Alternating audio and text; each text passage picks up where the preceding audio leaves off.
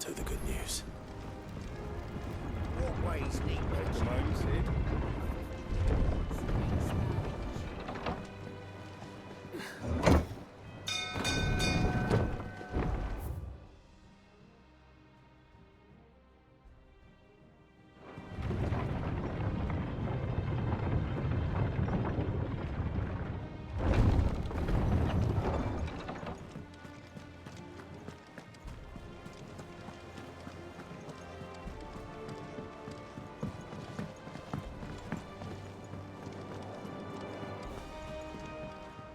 Here for another of my lectures. Allow me to educate you. Very good.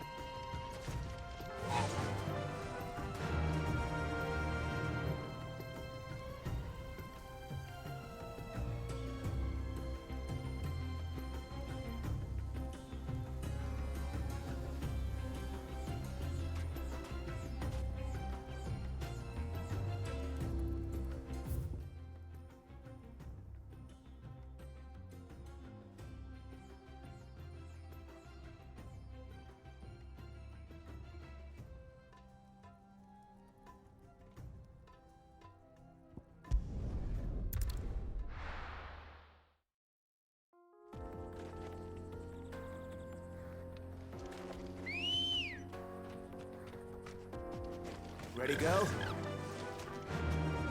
Yeah!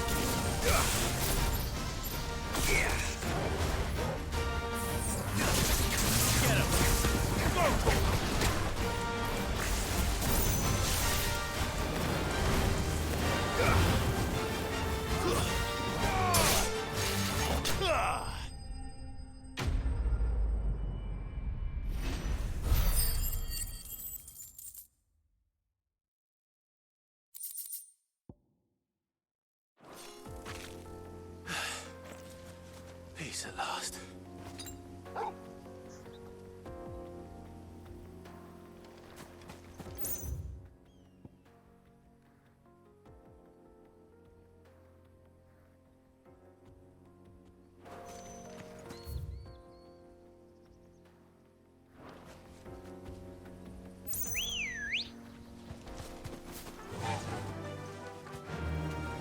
Fly, Ambrosia.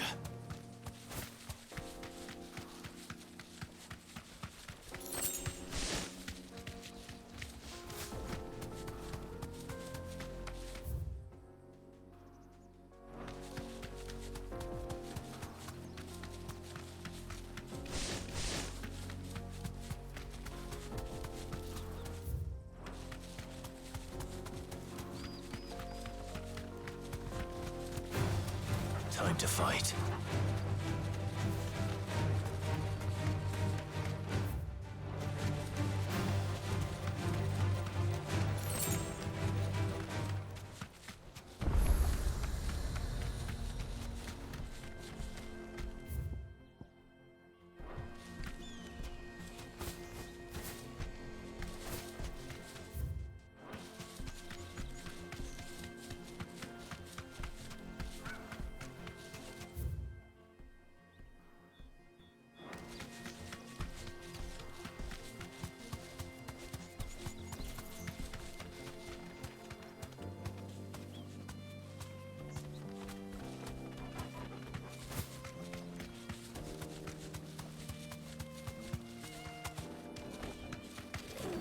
You deserve a rest.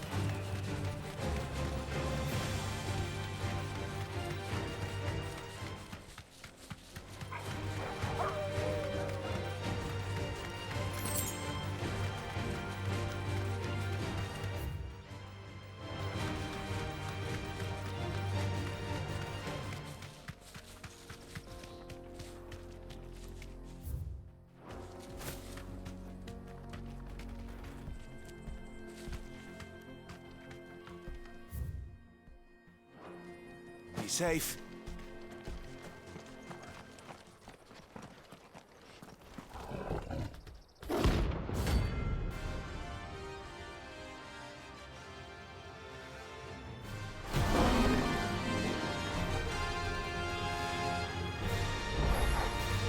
Playtime for the pack, is it? Let me introduce you to mine.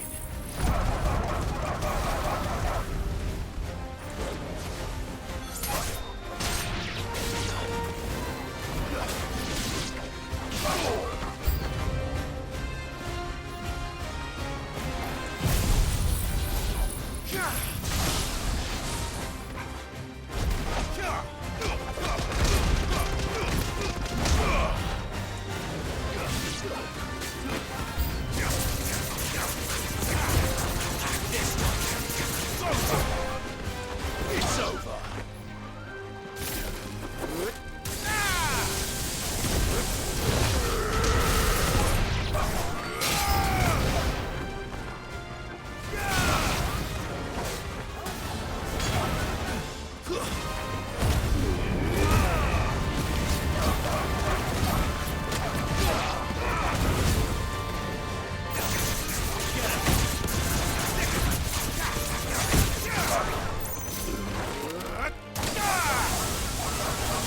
It's over.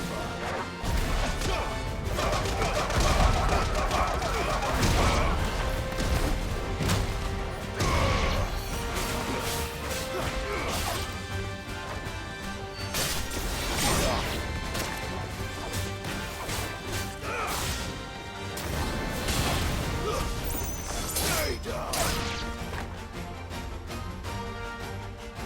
And then there was one.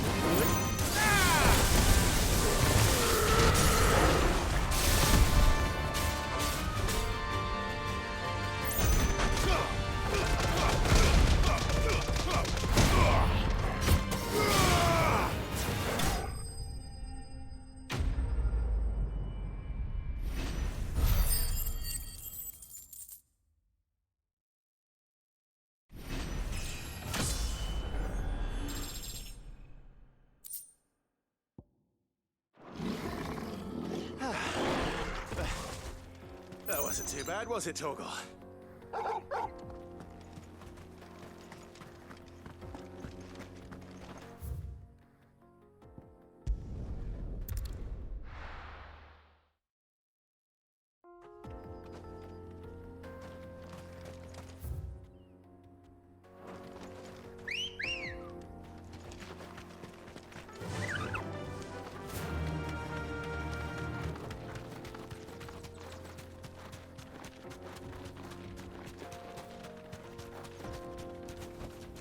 Straight home now.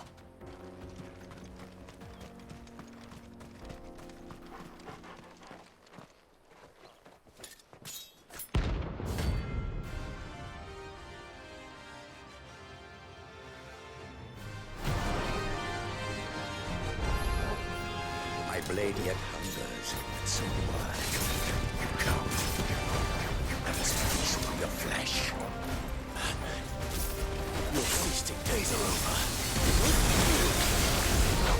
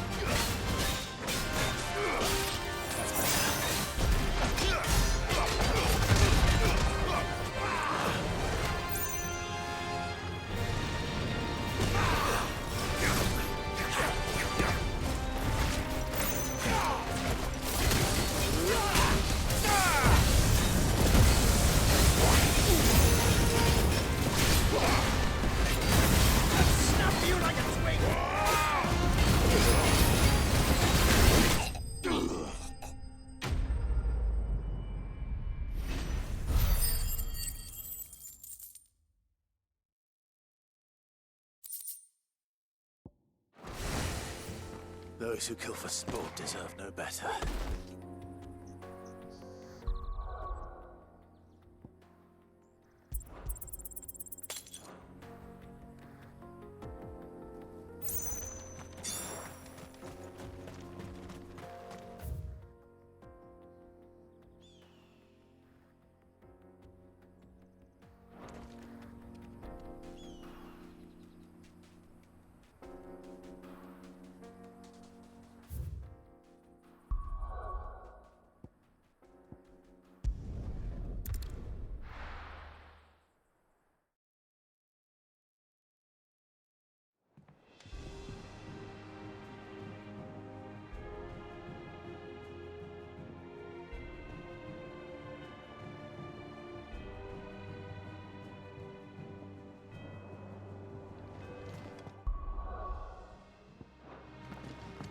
What became of Kupka?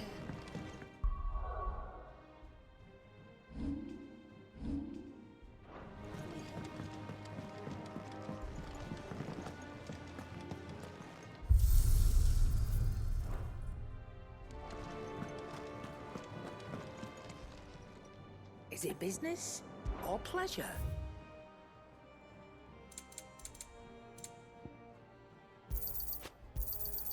It'd better all be here. You're rubbing me blind, you know. You'll not find a better price than that.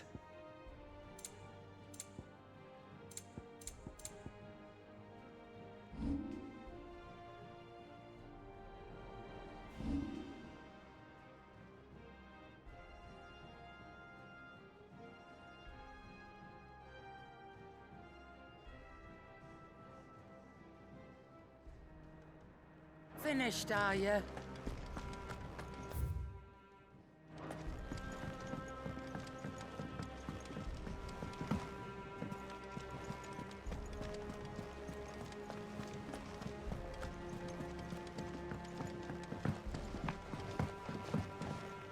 seen troops amassing at every port across the No surprises there. Fancy a look at the list, do you? Here you go. Seen enough? How may I help you today, Clive?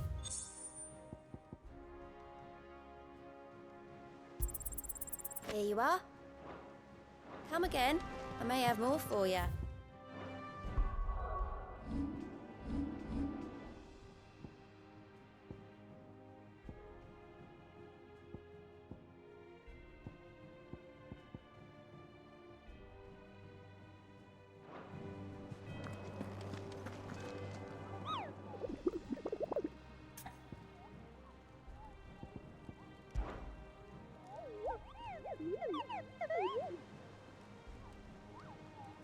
You mean the Iron Kingdom?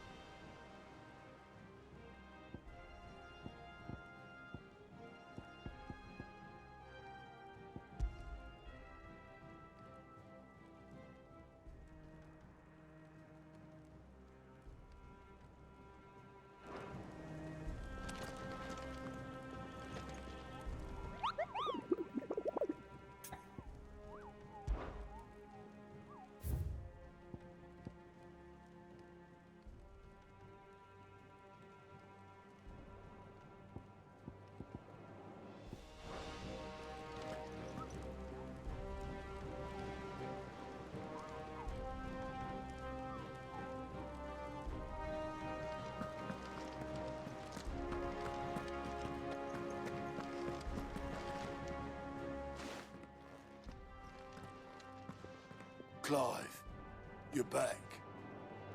I am. And with glad tidings for once. Hugo Kupka is no more.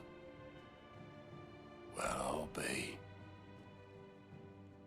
All of our comrades who lost their lives back at Sid's place be smiling down at you right now. We had a stolus from Lubor saying Drake's fang had fallen. I expect that was your doing as well, was it? It's a long story. One for the history books, I'll bet. Welcome home, Clive. It's good to be back. You look better. I feel it. Which means I'm coming on your next little adventure. You're not leaving me behind again. Wouldn't dream of it. Otto. Any word on the Royalist movements since I've been away? Shouldn't you be putting your feet up? If you really want to know, go and have a word with Vivian. Thank you. I will.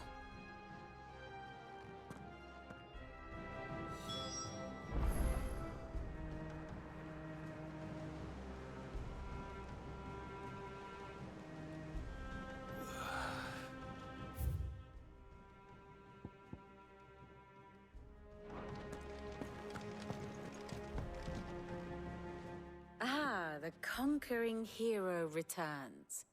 And with hardly a scratch on him.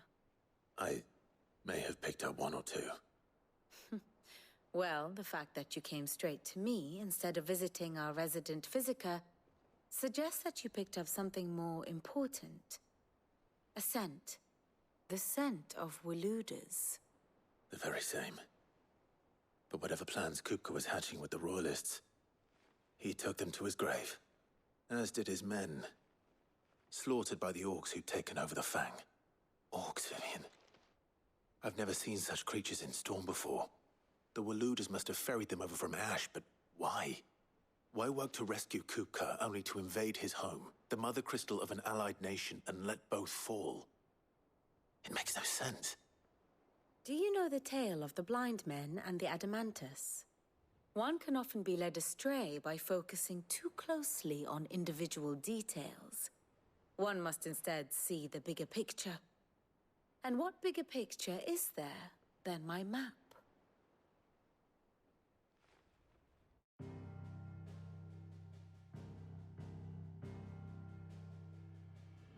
The Kingdom of Waloed claims dominion over all of Ash.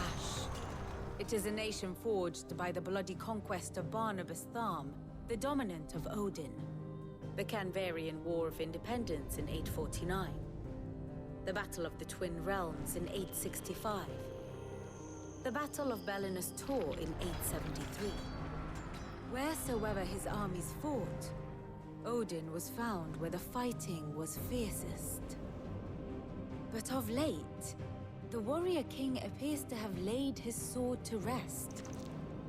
Battle rages for control of the crystalline dominion. Yet Tharm sends not a single ship in support of his Dhalmekian allies. Meanwhile, the Blight ravages great swathes of Ash. Yet warlike Waloed shows not the faintest interest in laying claim to untouched lands. So why go to the trouble of sending an army of orcs into the heart of Drake's Fang, only to make no attempt to claim the Mother Crystal for Waloed? It can hardly be for lack of men. Tharm's armies rival any in the Twins. No. We have not seen the last of the Waloed standard. Odin will ride again. It is but a question of when. And on that day, who will be trampled underfoot?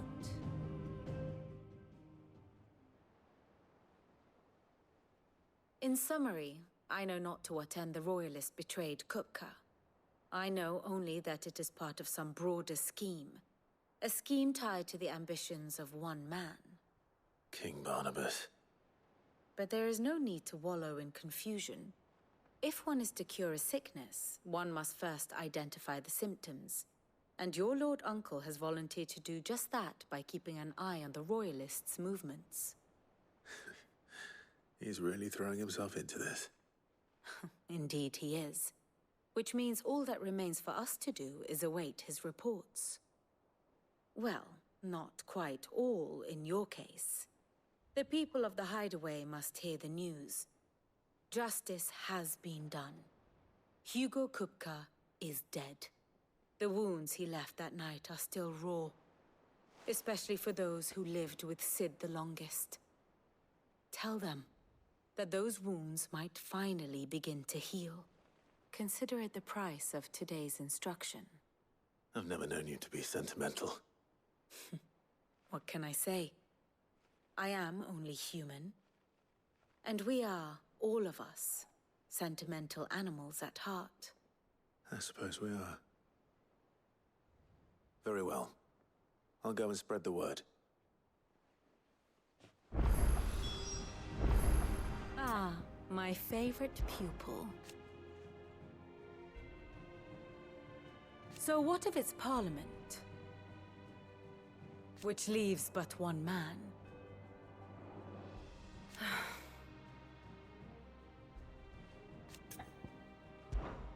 How may I help you today?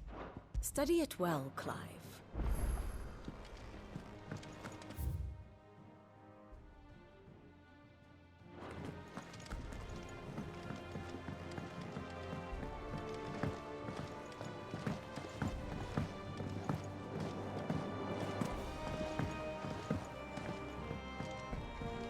It's good to have you back.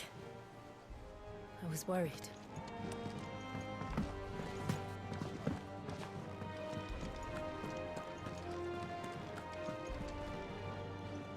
Well, someone looks pleased with himself. It's true what I'm hearing, then. Nothing escapes you, Lady Karen. It's true. Kupka is dead. No more looking over our shoulders, then. Good. I'm starting to get a crick in my neck. Don't let it go to your head, though. And what can I do for you? It's a relief. Thank you, Clive.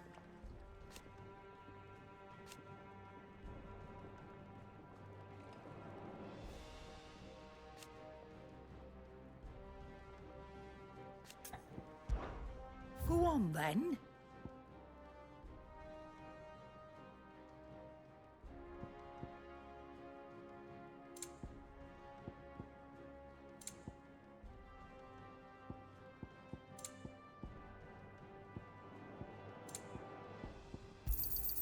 You'll not find a better price than that.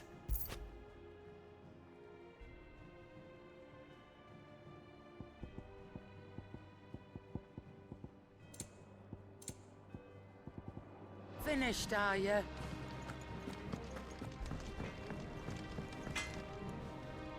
Blackthorn, do you have a moment? What is it? I'm busy. I wanted to tell you that Hugo Cooper is dead.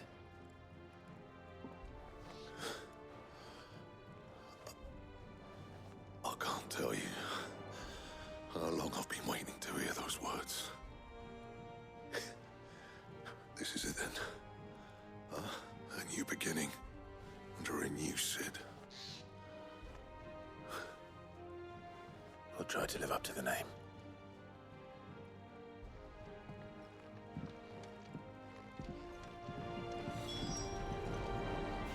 Clive. Good bloody riddance.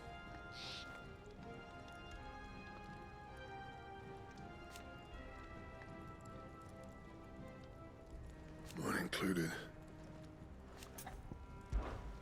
What do you want?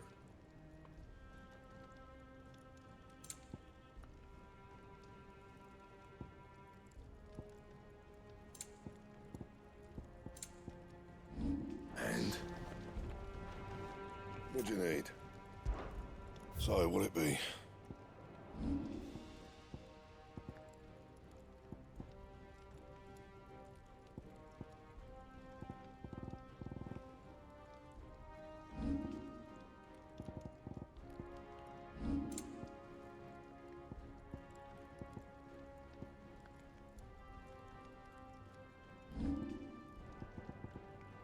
Anything else?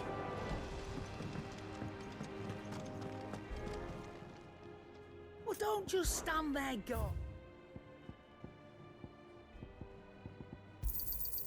You're rubbing me blind, you know. Come again. Or don't.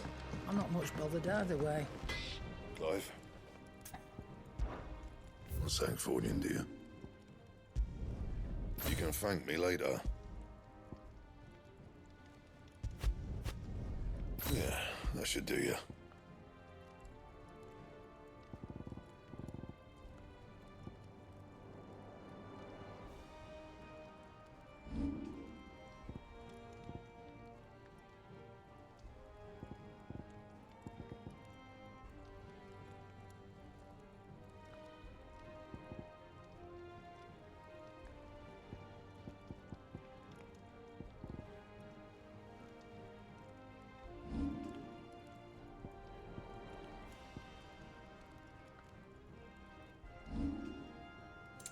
Anything else?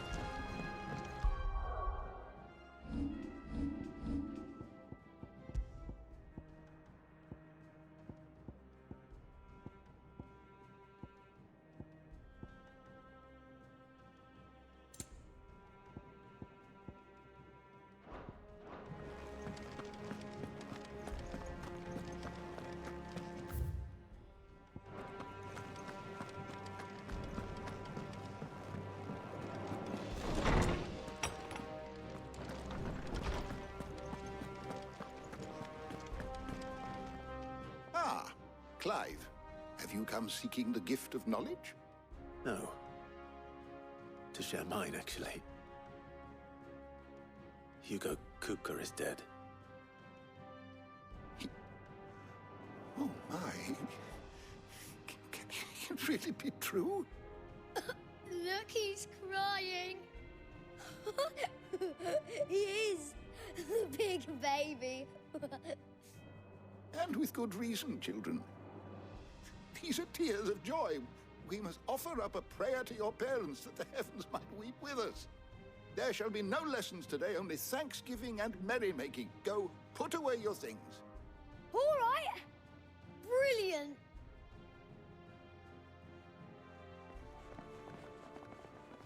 Finally, a new dawn has broken. It has. Thank you, Clive. I cannot wait to share the good news. Hippocrates.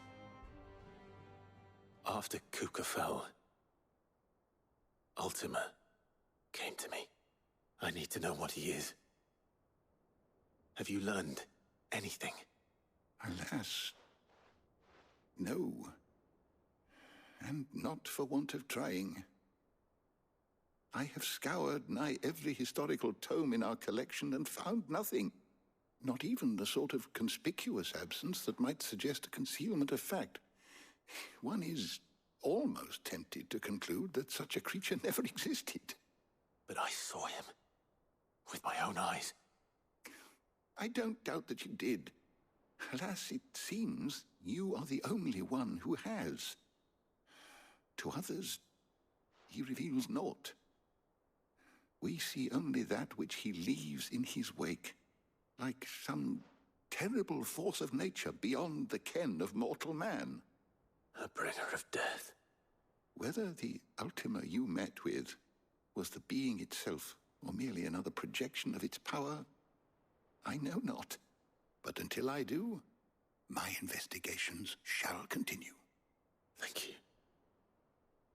It means a lot. Right. Let's see if Otto has anything else for me. Is there something I might assist you with, Clive? Were you aware...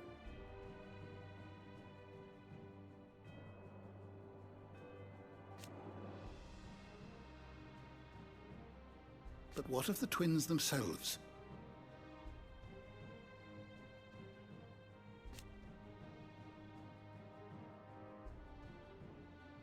Yes, change will come. I have said it many times.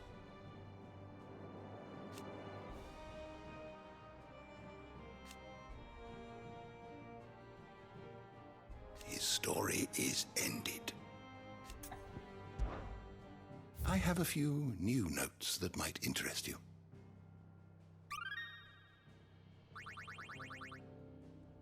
What subject shall we consider today?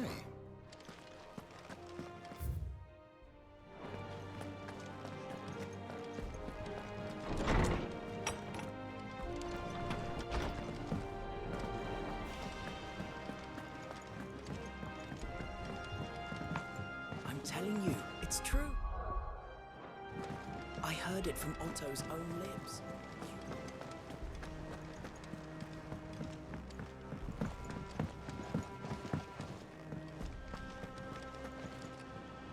You barely sat down since you came home.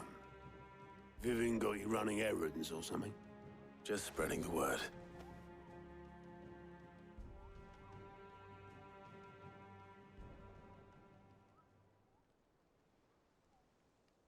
So, the Professor's got a soft side, has she?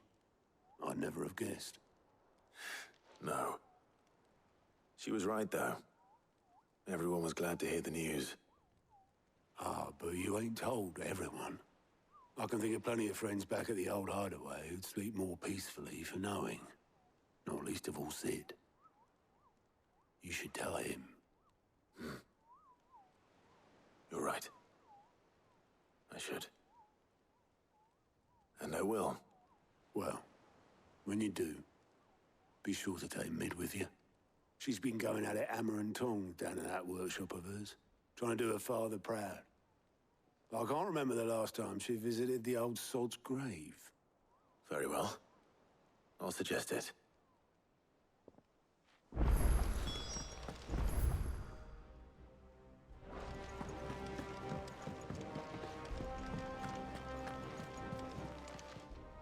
How are you doing? It was luck, and luck alone.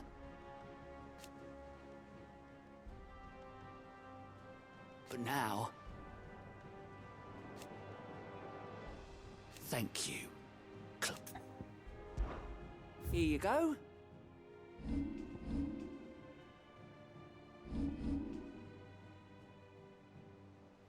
Think you can help? Fancy a look at the list, do you? You watch yourself out there, all right?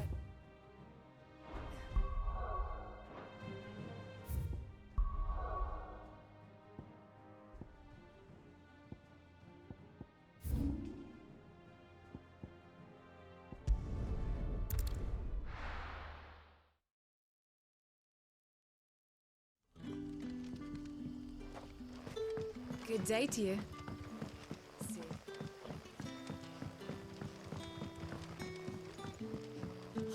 The crystals we get from the We had to dig a new cellar. Ah, Clive. Your timing is exquisite, as always. I have a concern which you may be able to assist me with. Go on. There are whisperings afoot of shadowy figures having been sighted outside the village. Rustlings in the undergrowth, suspicious noises.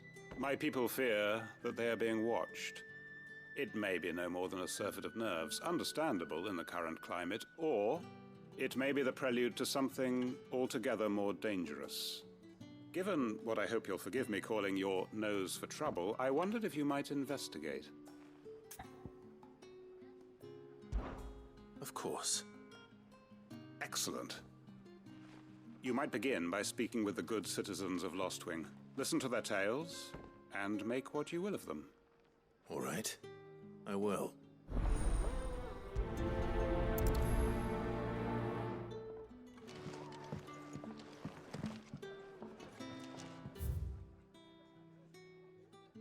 Hello, Sid. Right. Let's see what the people of the village have to say. I'd better find out if this is just nerves, or something we need to take more seriously.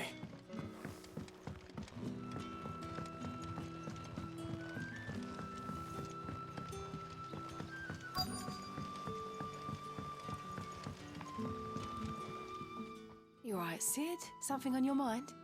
There is actually. Can I ask you something? Quentin tells me people have mentioned shadowy figures out in the woods. Have you noticed anything unusual? Oh, that. No, sorry, can't help you. I heard the rumours, mind, from the lads working over at the vineyard, but none of them has seen anything either. All right. Thanks anyway.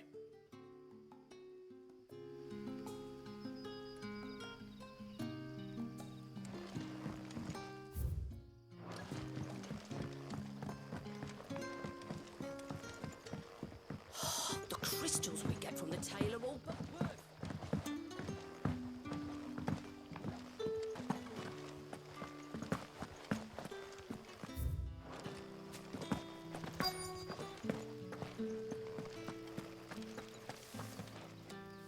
Do you have a moment? There's talk of suspicious figures in the woods. Have you seen anything out of the ordinary? No, but I've heard something. Sound of scraping metal, like someone sharpening a sword. Where was this? In Lorbert's Pass. Was out foraging for herbs when I heard it, screeching out from between the trees. Ran back here as quick as my legs would carry me, and I ain't been back since. I see. I'll look into it. Thank you.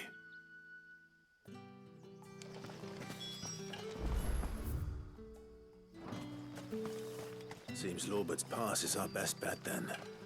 What do you say, Torgal? Shall we go and investigate?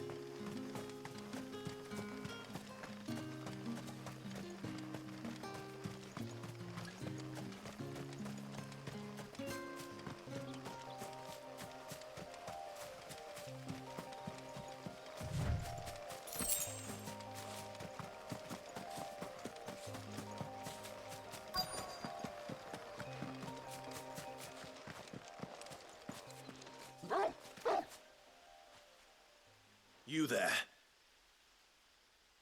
Fuck! He's seen us. Get them before they escape! Black Shields. Here. What the hell are you doing here?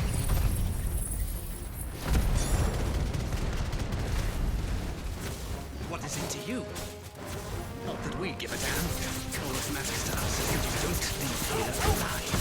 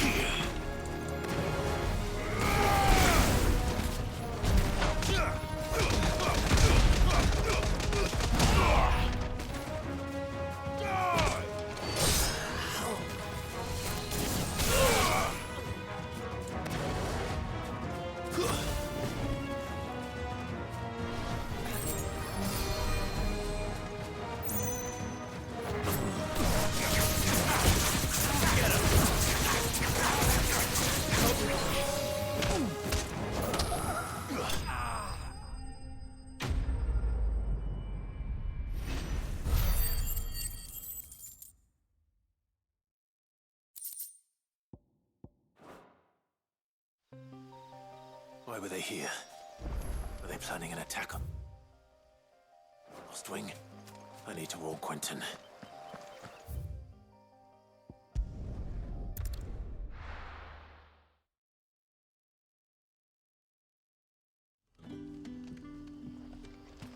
Good day to you. Sid.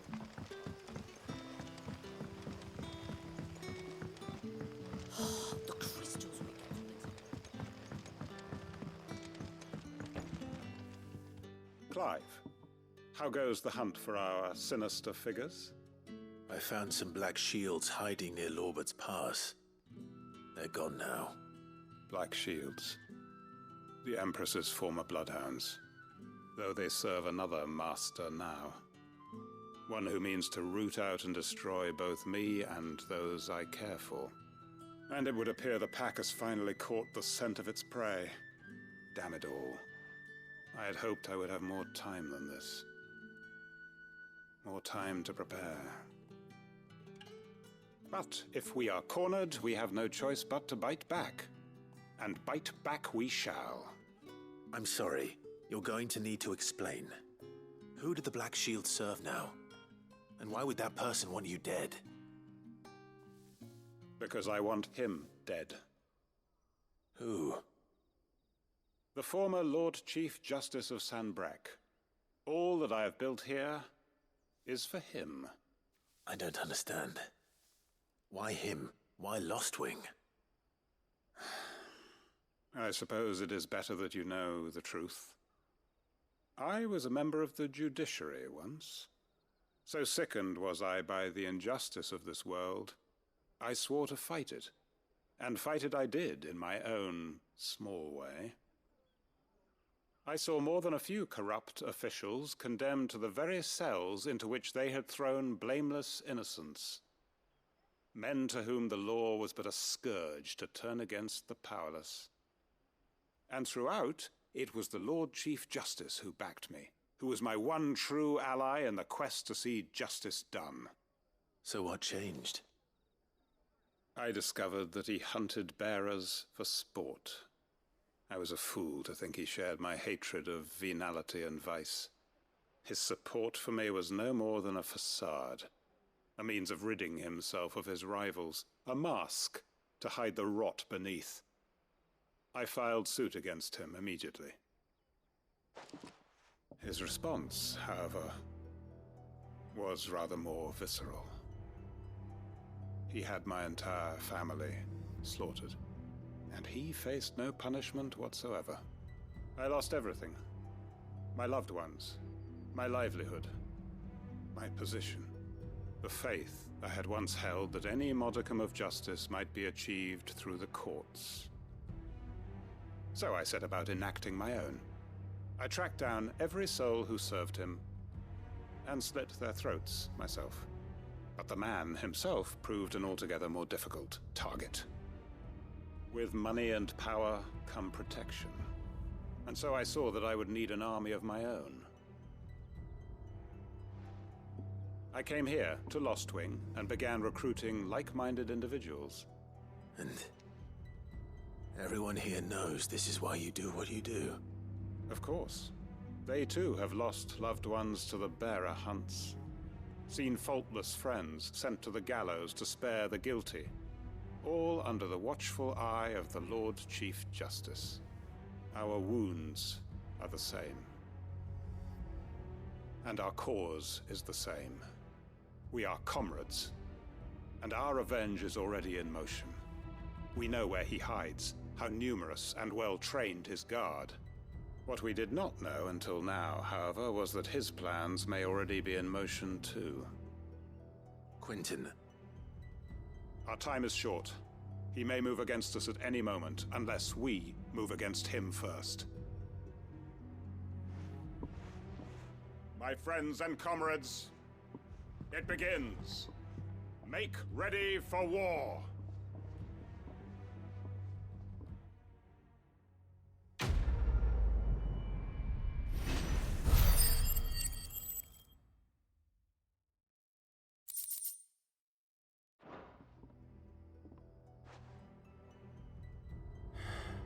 I'm not going to change his mind.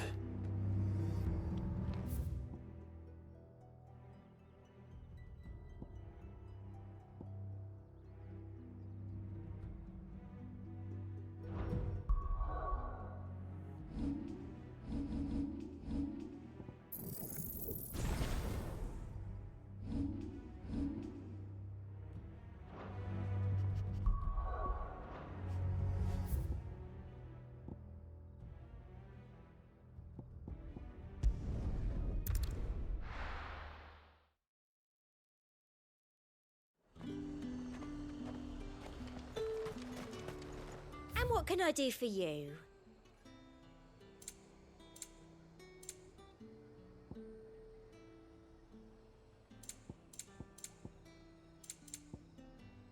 I'll be here if you need me.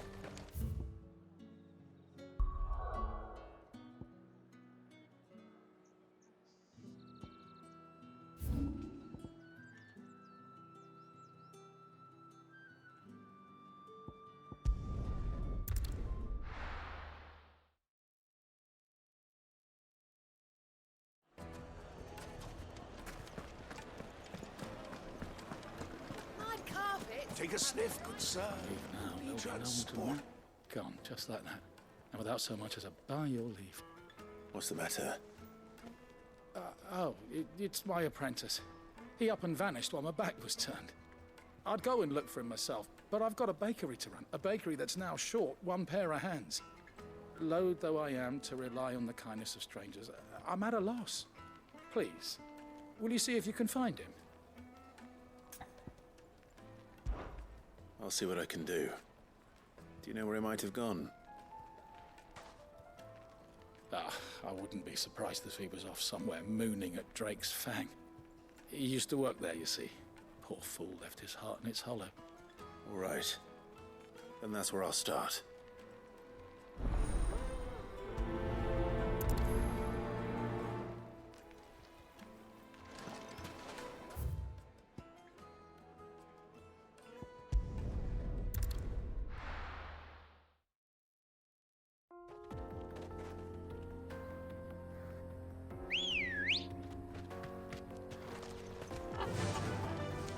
Run like the wind.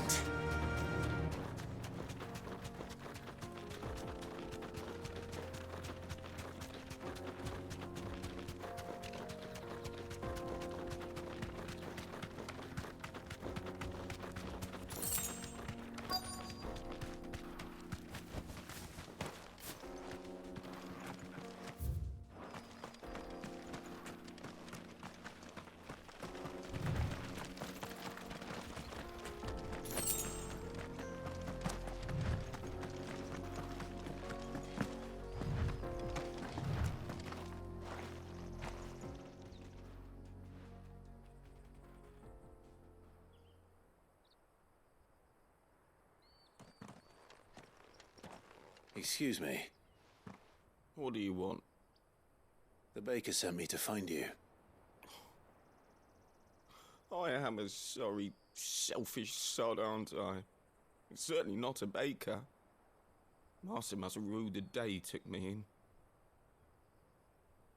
Time was the sight of the Fang used to calm my nerves. But now look at her. I take it you missed the Mother Crystal. I hated her, but she was all I knew. Worked her mines for years. And when she shattered, part of me shattered with her. I had to trade my pickaxe for a rolling pin, but I'm no good at baking. Every loaf I touch collapses. My bread's as hollow as I am. She was the only thing that could fill the hole inside me. Oh, I loved her, damn it. But now she's gone. She's never coming back. What am I supposed to do? I ask her. How does a shell of a man learn to live again?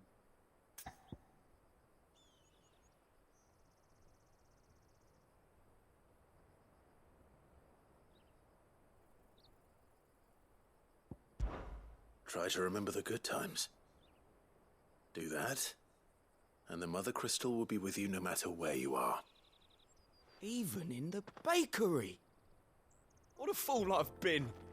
Thank you, my friend, thank you. You've opened my eyes. I have to get back there right away. Farewell! Wait.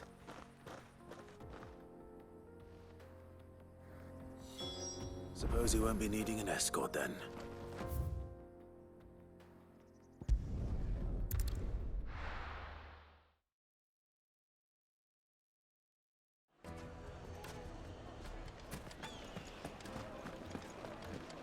My carpet! Take a sniff, good sir.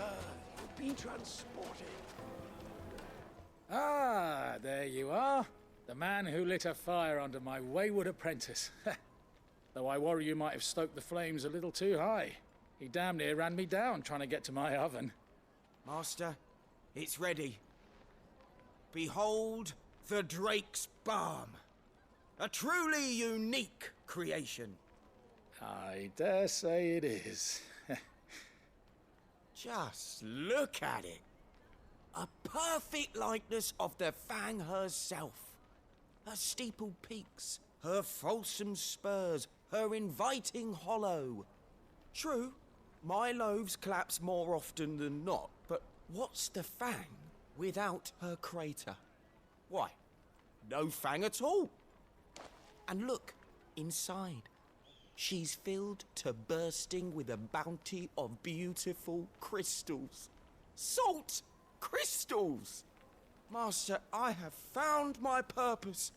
I must use my work here to preserve the memory of the Fang. Well, if it tastes half as unique as it looks, I'd certainly say you're onto something. Not only is my apprentice back, but he's finally pulling his weight. With any luck, I might even have a new delicacy on my hands. I don't know how you did it, but you have my thanks.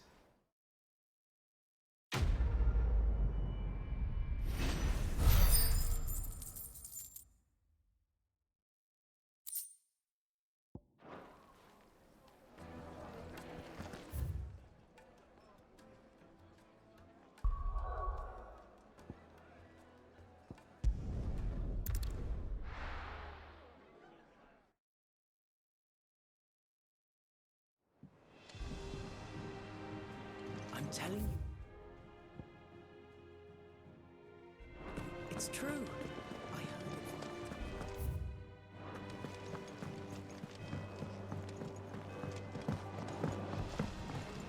We're seeing troops amassing at every border.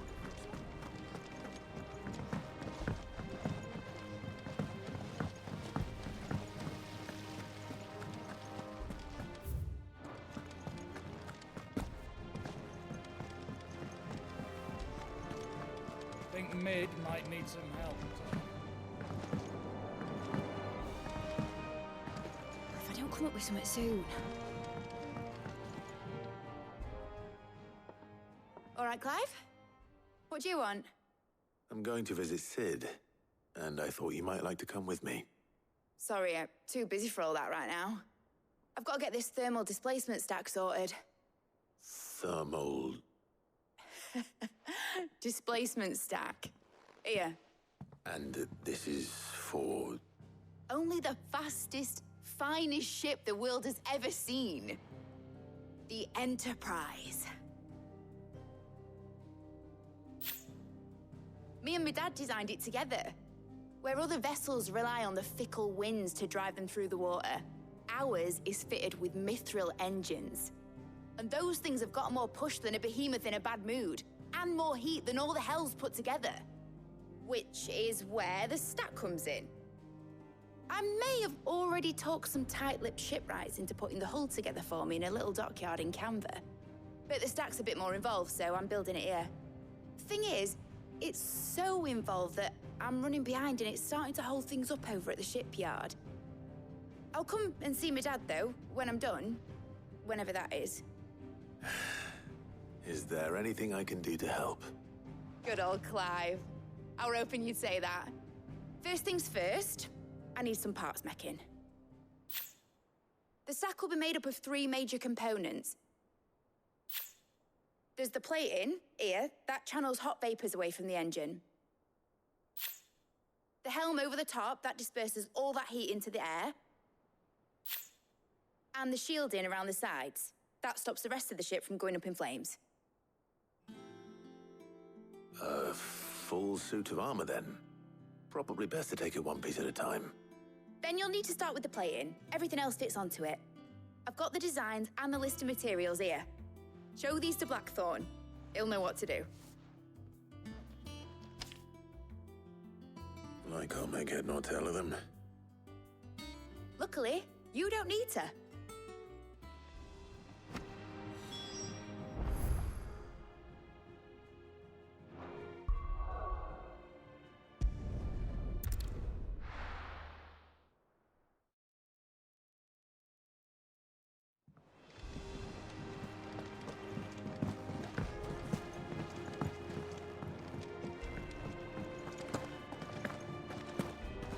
I heard what you told Nan about Kupka.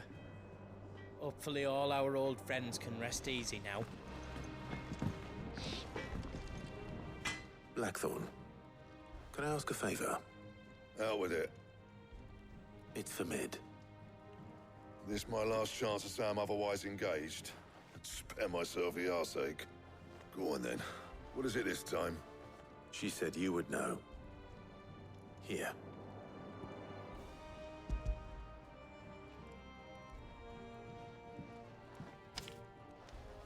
Krieger's teats. Well, I don't know what the hell you'd want this for, but I can make it. Won't be easy, though. And I'll need help. Get Gavin-Otto in here, will you? All right.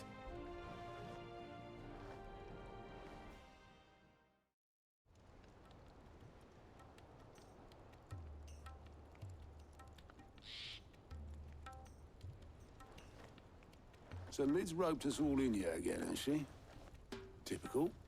Still, if that's what it takes to get her to visit Sid's grave, I'll do what I can. And, what is it we need to do, exactly? Take a look at this. It's this plating. The usual saw grade steel won't work. We need something that can get very hot, very fast, and still keep its shape. That means an alloy. Something that won't break or buckle at the temperatures she's talking about. Which is where you lot come in. I need materials, and I've got my work cut out already. You'll have to fetch them. Now, there's a special kind of sand I'm after that you can only find out in the Valcroy. Stardust, they call it. As for the rest of the stuff, my usual supply should have it in stock. It just needs buying and bringing back here. Well, we'll get it done quicker if we split up. One of us should probably give you an hand coat in the sand. And the other can go and get the rest from this supplier. Right then. Well, make your minds up who's going where, we can get this over with.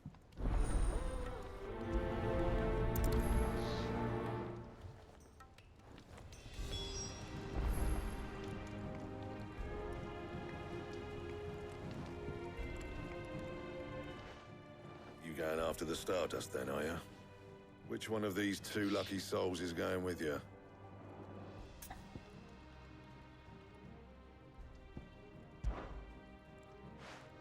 Gav, you're with me. All right then. So, where do we find this Stardust stuff? There's a river that runs through the southern reaches of the Velcroy. It's the black sand that washes up on its banks that you're after. Southern reaches of the Velcroy, eh? That's down past Dalamil. I'll go and scout the place out. See about hiring us a wagon to bring the stuff back to. All right. I'll meet you by the river. While you're off having a paddle, I'll pick up the rest of this stuff from Blackthorn's supply. Take care. You two, eh? Don't go letting them fleece ya. Fleece me? I'd like to see him try. In your own time.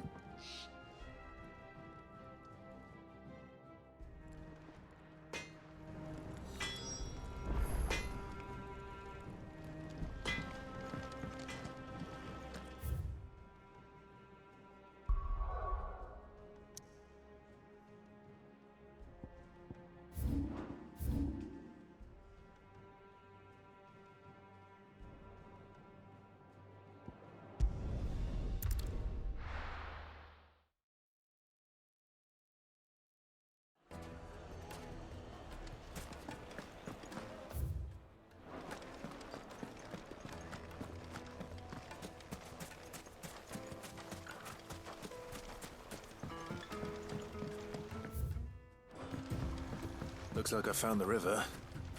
Now where's Gav?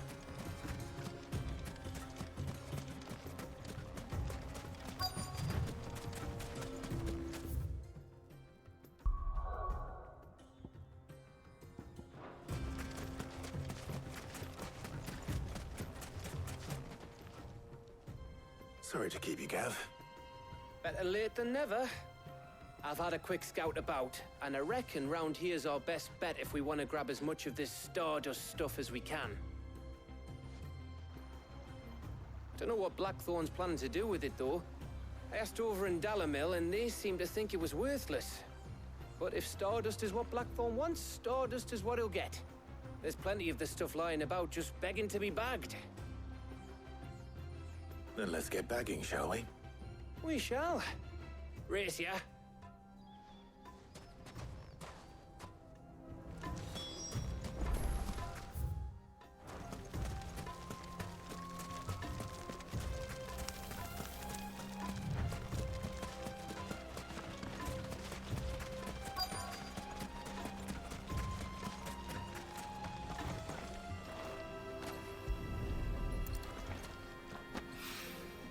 So this is Stardust. It just looks like black sand to me.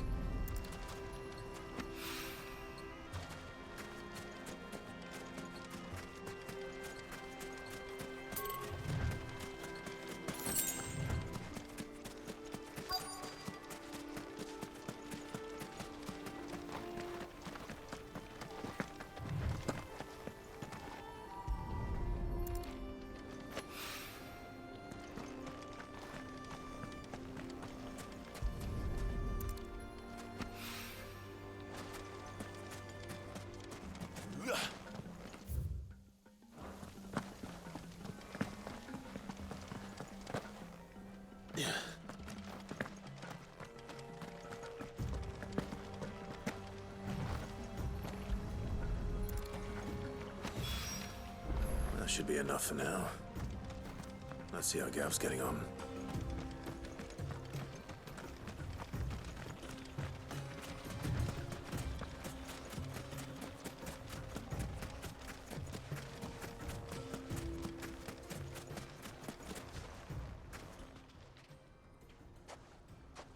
You finished? How much did you get? Enough. I hope.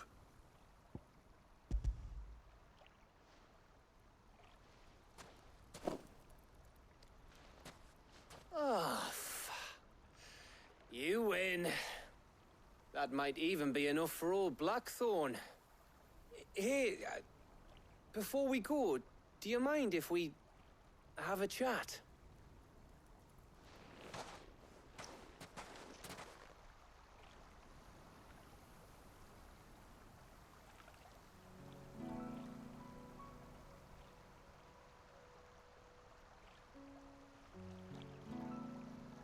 Feels like ages since we had the chance to talk.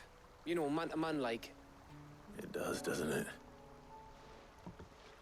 Back when you first took Sid's name, we were talking all the time. Working out what to do in that. There was a lot to work out. And there still is. Those shoulders of yours starting to feel the strain? Hardly ever see you around the hideaway nowadays. Always on some errand or other. You can take a day off, you know. Says the man who spends most of his time behind enemy lines. Only 'cause you keep sending me there. I know I can count on you, Gav. Likewise.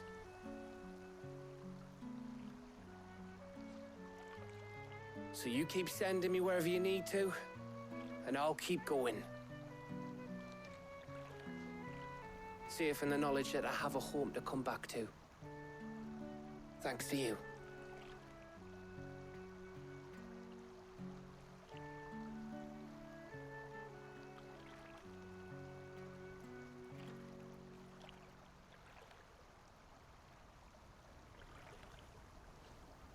Right.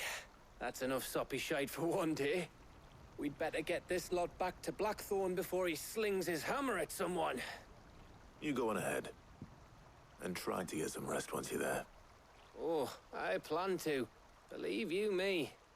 After Blackthorn gets what he needs, of course.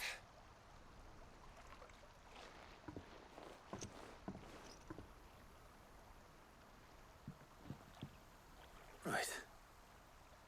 Ready to go home, boy?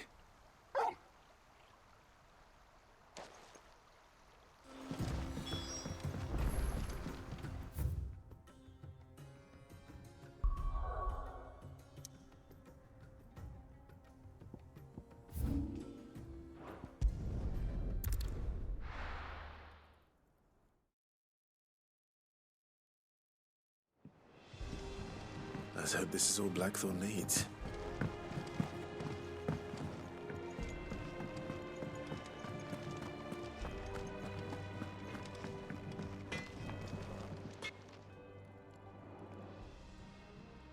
Blackthorn, got everything you need? Yeah. Yeah, I do. Cheers for the Stardust. Should be enough to be getting on with. We should go out on maneuvers together more often. You know, it beats sneaking around on your Todd all the time. I'll make a start on putting this thermal plating together then. It'll take some time, mind. So if you've got other things to be getting on with, I could do without you breathing down my neck. Thank you, Blackthorn. I'll let Mid know construction's underway.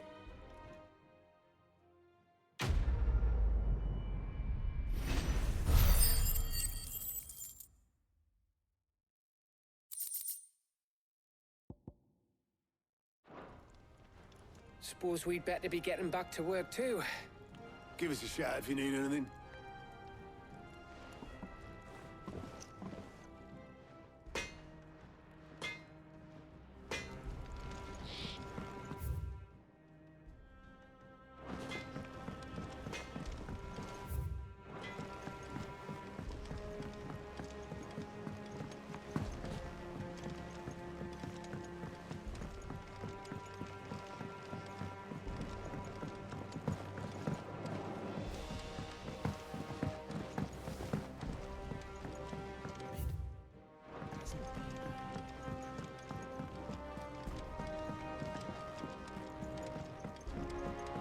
Editors started reading books that don't have any.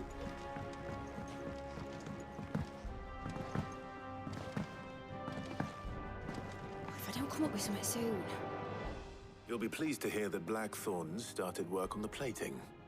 Excellent. 1 down, 2 to go. So, what's next? The helm, of course. For this, we'll be repurposing fallen scrap. Salvage from the ruins? I thought that material was all but impossible to work. Ah, but we don't have to. I'm sorry. Just so happens there's one particular ruin that's broken into exactly the right shape and size pieces for what we need. What's the name back there? I'll give you all the details. What's her name? Right.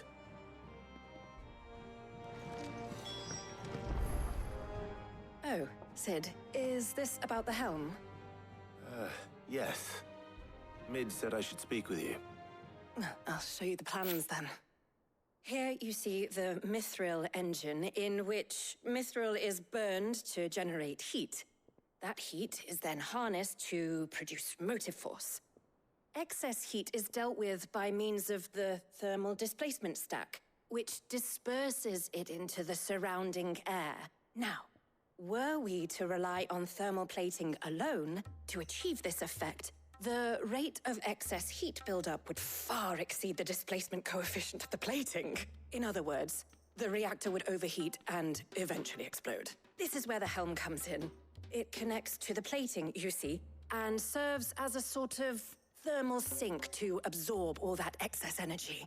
Our experiments have shown that fallen ceramics are remarkably thermophilic. They can withstand and absorb levels of heat far above anything we are able to make today. And not only that, they're also waterproof and immune to rust, making them the perfect material for our protective hood. Why, if sea or rainwater were to enter the reactor proper, it would vaporize instantly. The forces produced would tear the ship from stern to... You can stop there. I understand. Mid said we might be able to use parts of a fallen ruin. Where would I find it? Ah, yes. It's in Lorbert's Pass, near Lostwing. The thing is, well, I probably should have arranged to have the pieces we need brought here sooner. You see, a certain unwanted visitor has taken up residence there. It's no longer a matter of just walking in and taking them. It's, going to be considerably more dangerous than that. I see. Then I suppose I'd better deal with this unwanted visitor for you. Would that help? Oh, very much. Thank you, Sid. I'll gather my team and head there right away. We'll meet you outside the ruins.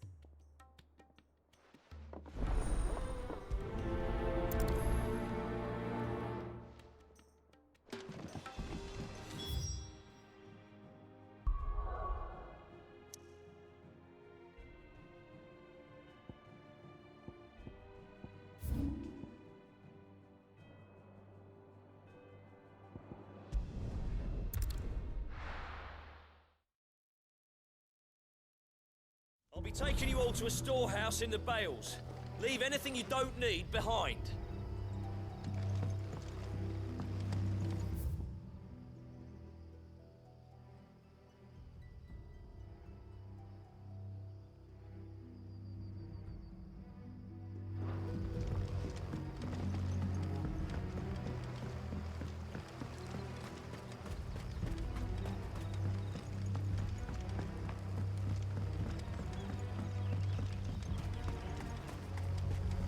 If you're ready, we leave at once.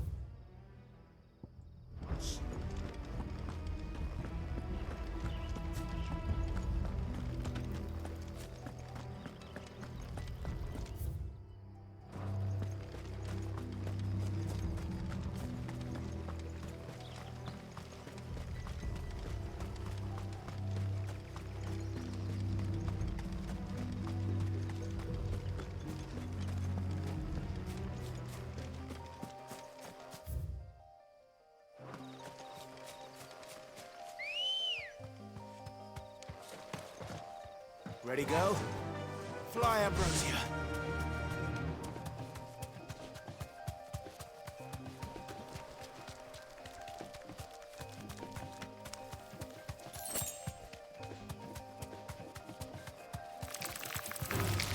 Time to fight.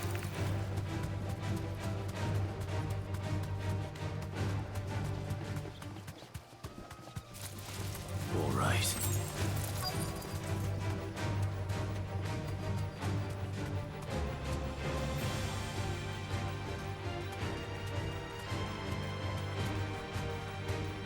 Straight home now.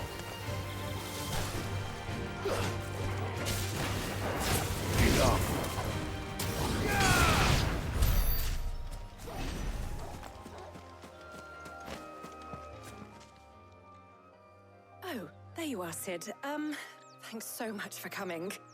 The, ruins are just over there, as is the creature I told you about, I'd imagine. Would you mind? Of course. I'll be right back.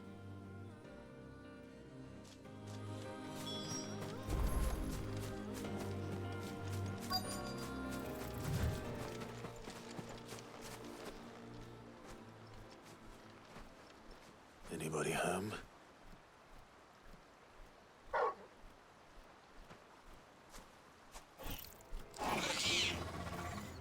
This must be our unwanted visitor. Time to go.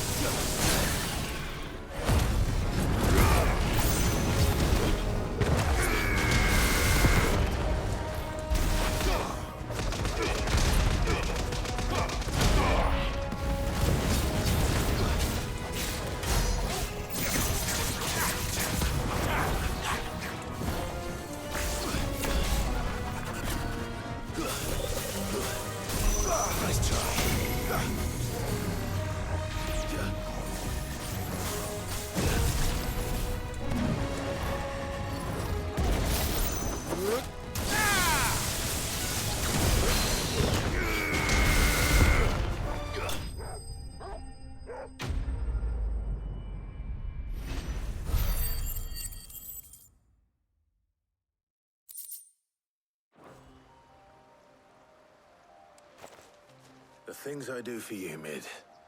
Sid! Oh, thank goodness you're safe. You shouldn't have any trouble now. Indeed. Well, don't let us keep you. We'll, see that everything is transported safely back to the hideaway. All right. I'll let Mid know you're on your way.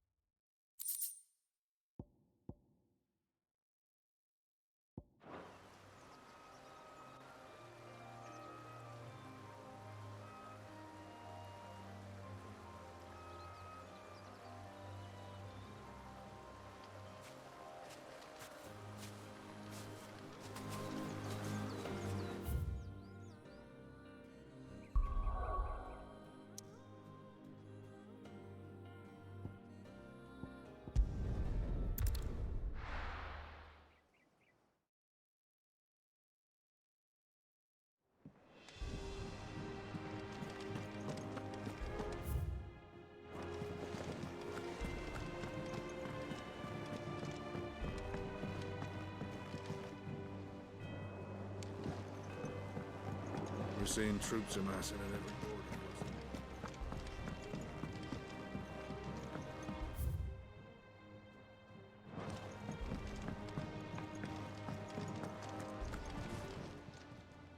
How may I help you today, Clive? Kupka. But when I close my eyes,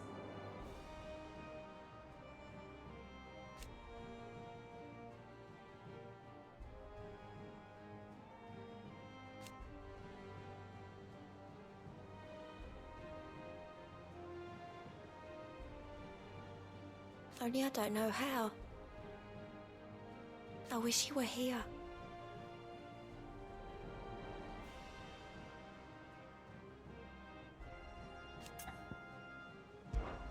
Is everything we've received and everything promised? All yours. All done?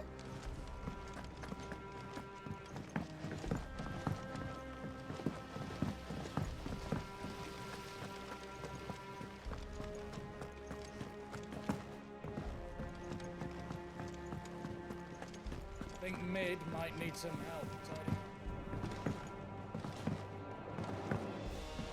If I don't come up with something soon. Mid. Helena has recovered the material for the helm. She'll be along shortly. Excellent. Another job well done. And just one remaining. Right. Right, the shielding.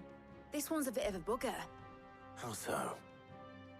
The plating's enough to stop the engines going pop, but those things will still be spitting out enough fire to set the rest of the ship ablaze.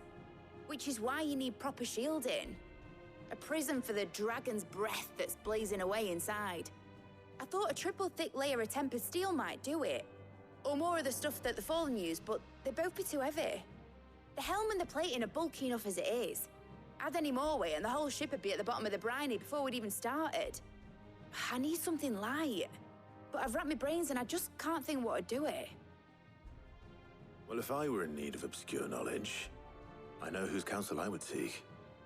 Harpocrates. Tomes? Yeah, well, I'd thought of that, obviously. I've got all the details written down here. Can you take this to him, see what he makes of it? Right away.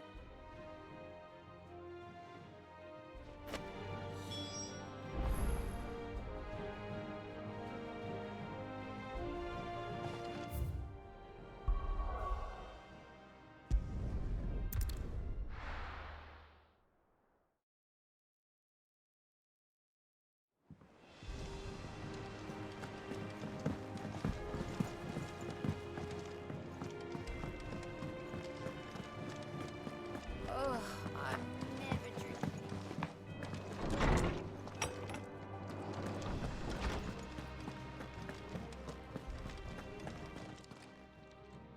Harpocrates, do you have a moment? For you, Clive? Always. Well, actually, it's for Mid this time.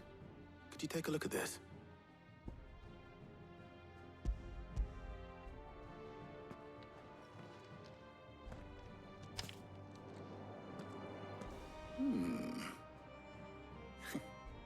Shielding for a mithril engine? Whatever will that girl think of next? And what are these notes around the edges? She has some specific requirements for the materials. The shielding needs to be able to resist extreme heat on the inside, and yet remain cool enough on the outside not to set the ship alight, while also being light enough not to sink it. As you can imagine, she's struggling to find anything that meets her needs. I see. I wondered if you might know of a solution, or if you might be able to search the records for one. Perhaps it is not a different material she requires, but a different approach. What do you mean? Consider the lake we have made our home. Its blighted waters eat away far more quickly than fresh water or even brine, at timber and steel alike. And yet, we have made a home here from those very materials nonetheless. We have. But Bardolph must varnish every board twice over to keep it from rotting. And Obelus complains that without a constant supply of pitch. I see. Early Gregorian histories speak of a preparation known as moon dew. It is said to be able to resist even the most ferocious flames. Before the dragoons tamed the worms and wyverns of the realm, nobles would daub their castle walls with it in order to guard against dragonfire. So if we could recreate it... It might be applied to some material or other in order to provide the protection Mid requires. As to how best to apply it and to what material, perhaps Bardolph and Obelus might be of assistance. I shall speak to them and see what wisdom they might have to offer. If you would be so kind as to procure the necessary ingredients, I shall discuss the specifics of how it might be most effectively put to use with our two friends. The knowledge of the past may yet prove useful to we of the modern era. Thank you, Harpocrates. And since you're asking others to help you, perhaps I should too.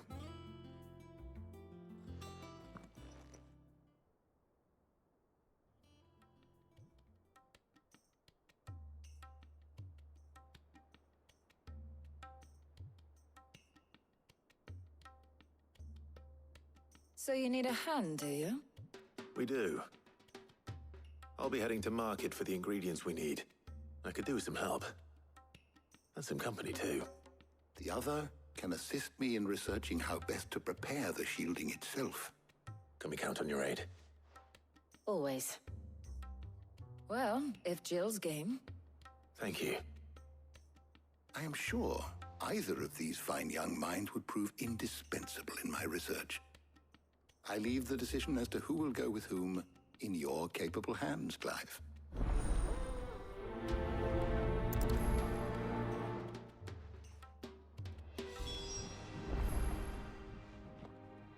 So, Clive, have you made your decision? Who will accompany you on your little excursion? Very well.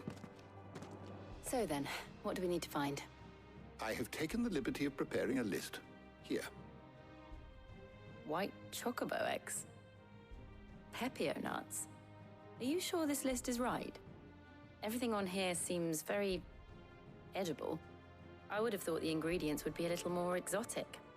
Though these items may seem mundane, they have potent effects that are rarely exploited, effects for which they were once highly prized. So much so, in fact, that they were harvested almost to extinction, hence moon dews having fallen from favor. Now, of course, they can be obtained with ease. You should be able to find everything you need at the market in Northreach. Is that so? I've been meaning to visit Northreach anyway. I'll set out now. Join me there when you're ready. I will. Until then. You two enjoy yourselves. You too, Talia.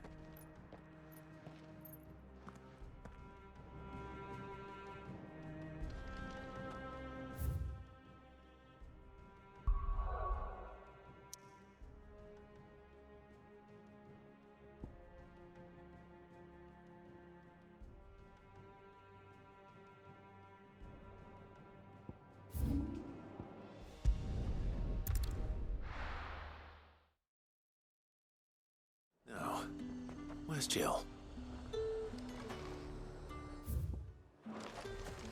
Keep them pilchards nice and chilled. I won't have Are those Pepio nuts?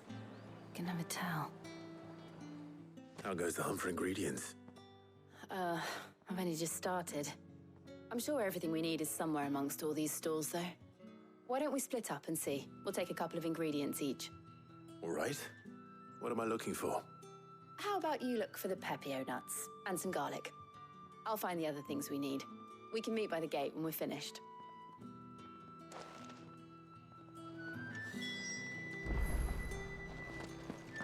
Up! You'll not find a bruised fresh cuts. Come and get them. Any friend of the innkeeper is a friend of mine. I trust it's all here. Good day.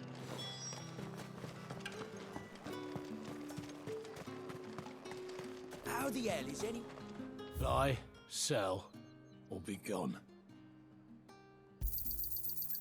If that's what you want. That's everything. Let's see how Jill's getting on.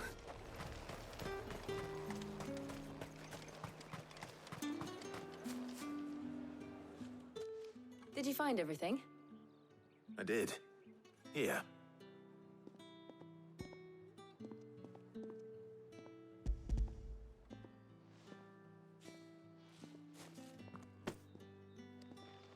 Garlic and Pepio nuts. Perfect. Now all that remains is for Harpocrates to somehow turn all this into what Mid needs to keep her engine cool.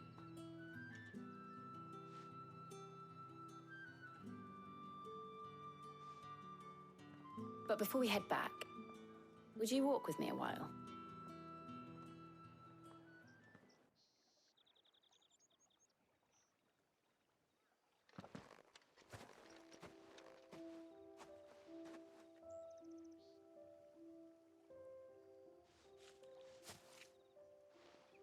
Thank you for asking me to help you today.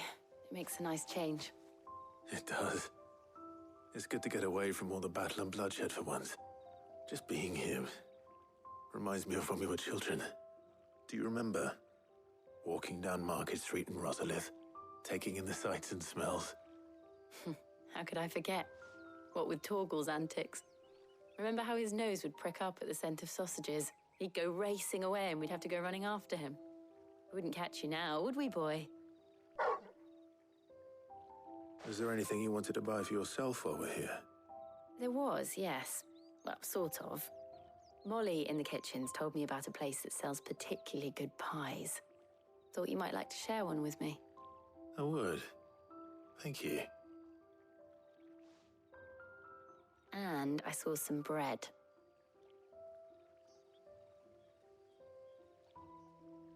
Big white cobs like the baker back in Rosalith used to make. What do you think? I thought we might get some soup to dip it in. But then I tried a slice of the butcher's dry-cured ham and it was just... oh. You all right? Sorry. It's just... you're right. I really do feel like a child again being here with you.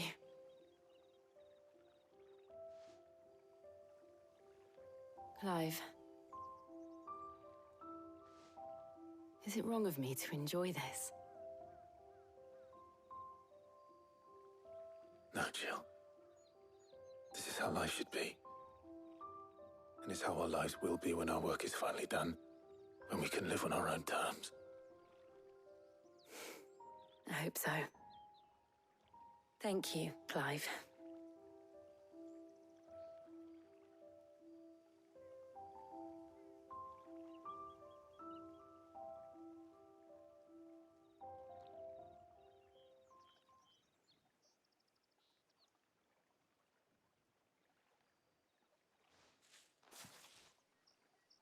Well, I suppose we better be getting back. I need to give these ingredients to Harpocrates and Talia. I'll see you at the hideaway. Take care.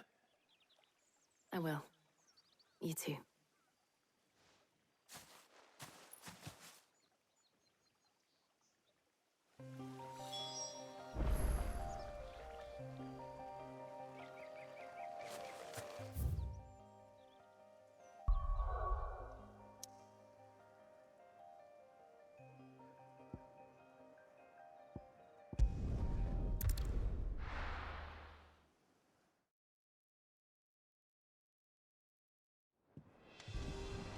I wonder how Harpocrates is getting on with the moon dew.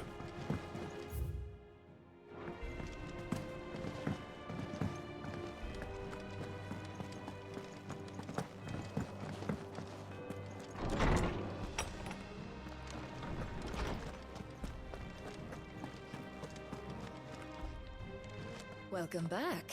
I hope you two had fun while I was busy helping Harpocrates. How's work on the shielding progressing, Harpocrates? Well, very well indeed. And thanks in no small part to your kind assistance. I was just explaining to Talia how we might best go about preparing the moon dew. And now that we have all the ingredients, we may begin. You can count on me. I've mixed more than a few mysterious concoctions in my time. I'm sure you have.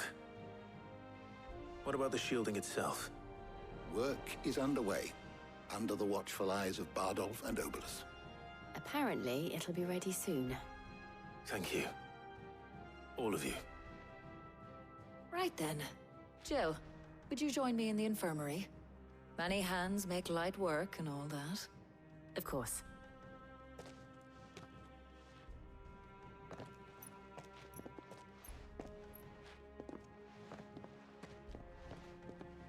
Oh, and Clive, thank you. It was nice just being with you.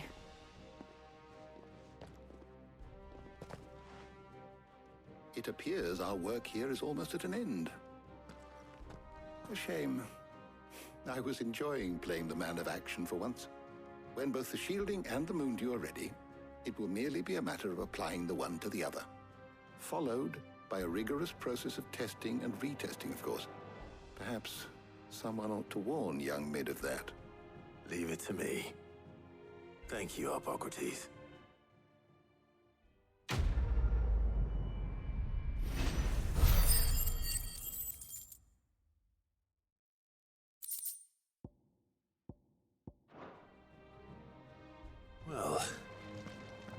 go and give Mid the good news then.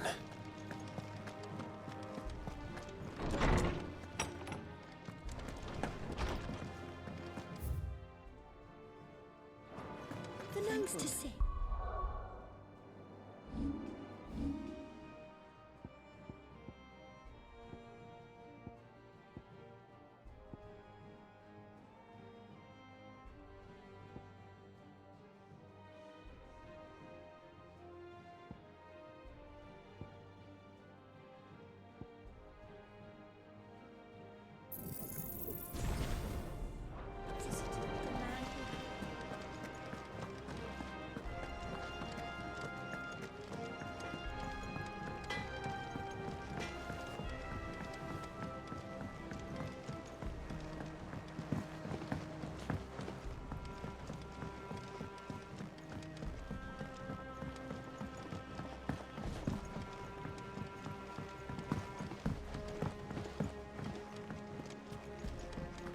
Editors started reading books that don't have any pictures in.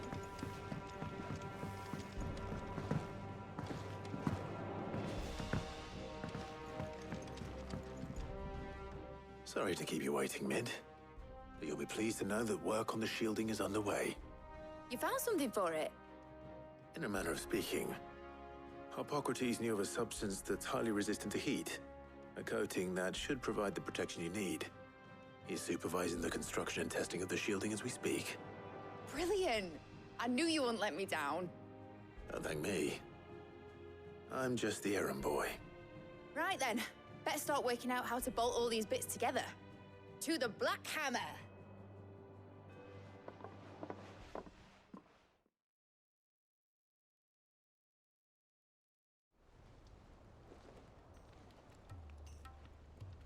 You know, when I got into the smithing game, I thought I'd be making swords and shields, not thermal bleeding didgeridoo-dahs.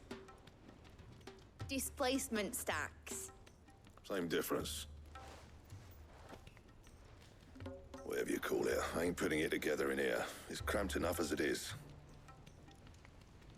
Let's take this outside. Mid, you get all the parts lined up on the deck.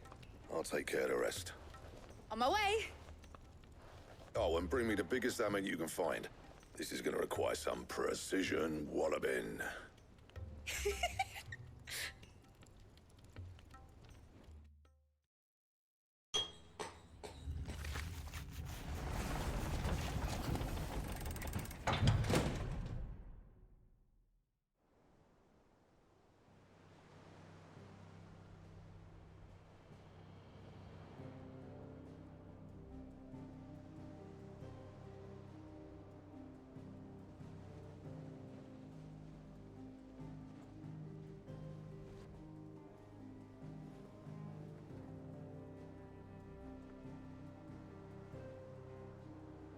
It's finished! It's finally finished!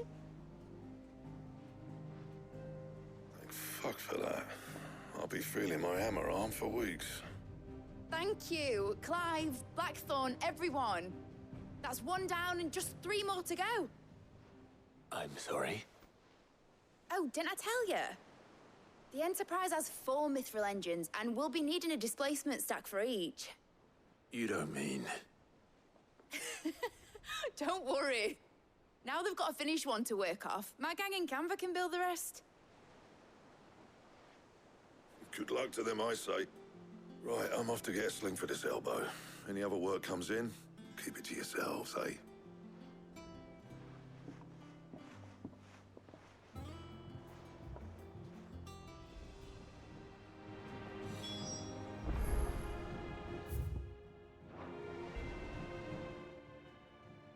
What's the matter?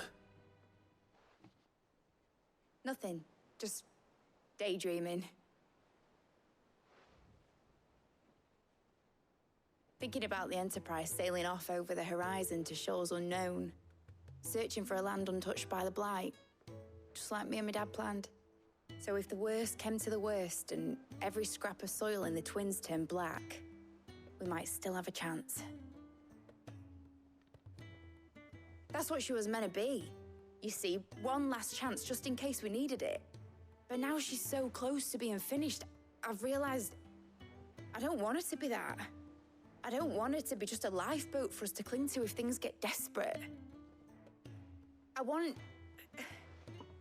people to sail aboard her by choice, not from the lack of it. In a world where we're not just trying to survive, but where we can actually live. I'm working on that. And I'll do everything I can to get you what you want. Don't you always? All right. My mind's made up. As soon as the Enterprise is fit to sail, I'm putting her under your command. Sod our plans, I'm trusting in yours. Are you sure about this? Something tells me it's what my dad would have wanted. He'd be proud of you. You were gonna visit his grave, weren't you? I was. And you can come too now that your little project is finished. Right. There's just one thing I need to finish up first. Won't be a mo. All right. I'll let Otto know you're coming. Meet us in the mess when you're ready. Aye, aye, Captain.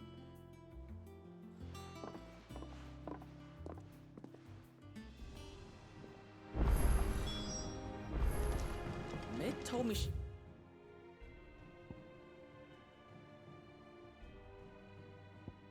was building a ship. Really?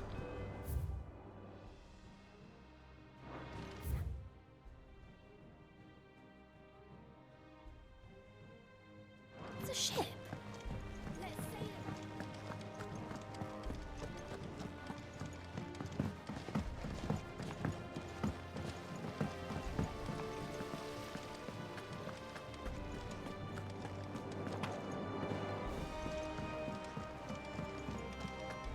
Think Mid might need some help.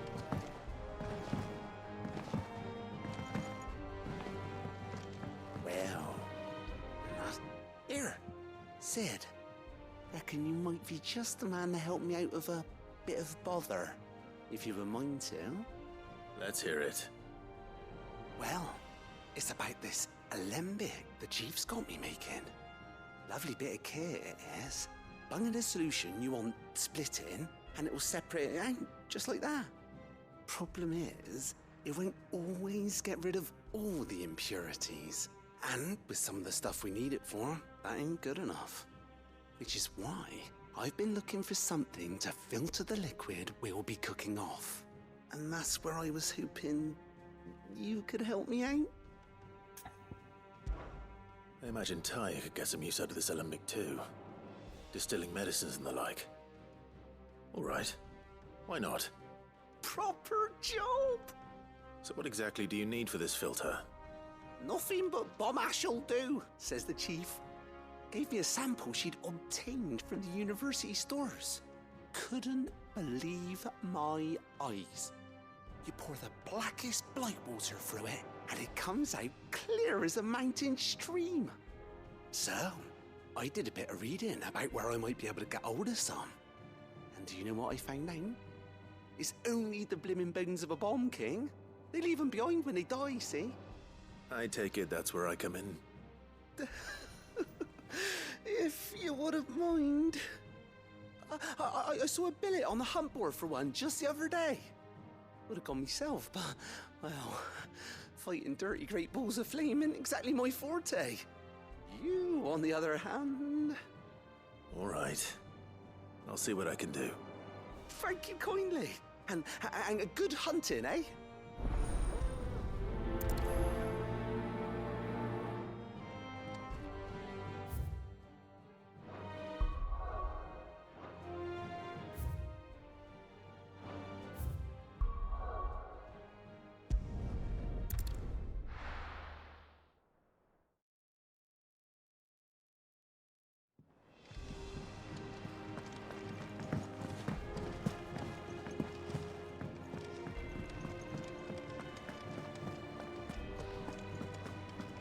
Cracked the crystal too.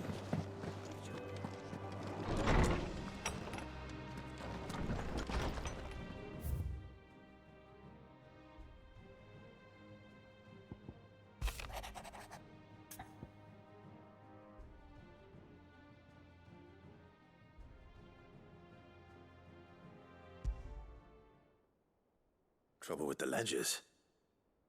Shouldn't he be asking Otto for help?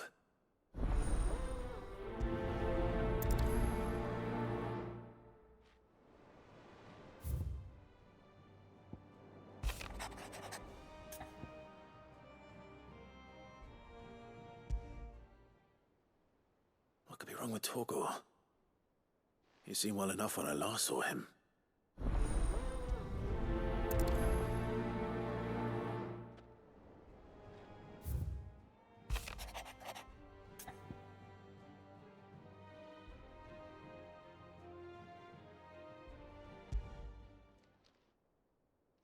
Hopefully it's nothing.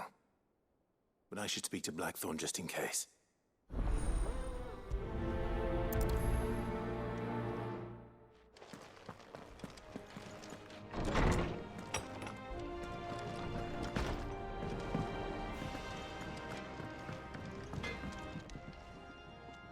Blackthorn, do you have a moment? Not really, no. This won't take long. I just wanted to ask how you're getting on. August was worried about you, that you might still be doubting your craft, even after learning the trick of that cuirass. Is there something else weighing on your mind? Perhaps sharing your thoughts might help. That bastard's like a dog with a bone. Still, you've got a keen eye, I'll give him that. He's just, well, Karen showed me something. Something I've never seen before. And that was? A sword. An odd-looking thing with a single-edged blade. The metal itself wasn't anything to write home about, but fuck me. The edge on it. You could slice a man clean in two with a weapon like that, and he'd be halfway home before he even realized he'd been cut. So that's what's troubling you? No. Not troubling me exactly. More distracting. Can't stop thinking, how do you get an edge that sharp? It's driving me mad. And if you knew how to do it, we could arm the curse breakers with even better blades. That's about the size of it, yeah. I'll see what I can find out.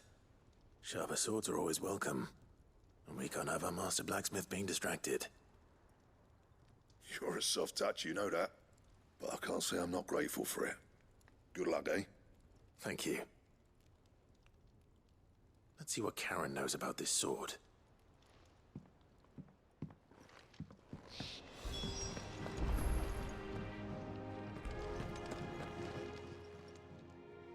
I got your note. You think something's wrong with Torgor? So you can read. Congratulations. But I didn't say how we're wrong with him. I said something weren't right. He's not been eating me treats. He used to love cracking the bones from Molly's boiled brown, but now he won't so much as look at them. Didn't like him. Which is why I'm of a mind that his mind's on something else. You've not been working him too hard, have you? No harder than usual. Is that it, boy? Do you need a rest? What was it you said he was? A frost wolf? That's what the lawsman seems to think. Then maybe this all has something to do with whatever it is that's woken inside him. I suppose things have been different since Rosalith. Perhaps Hippocrates knows something. Instead of everything, you mean? Perhaps.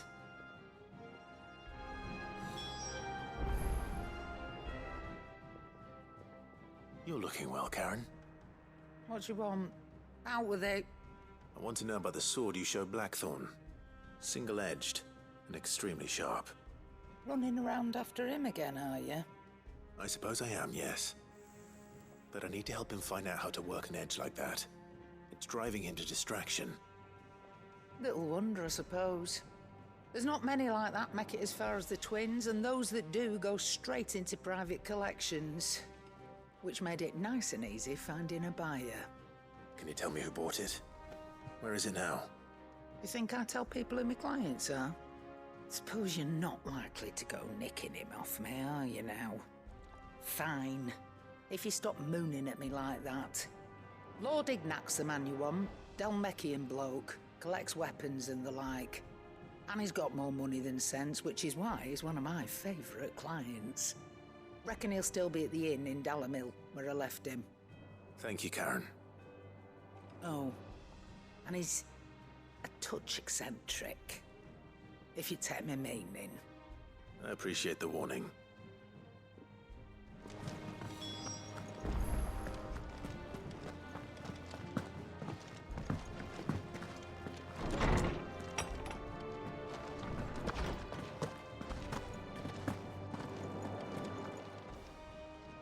Lawsman, I need to ask you about Torgal.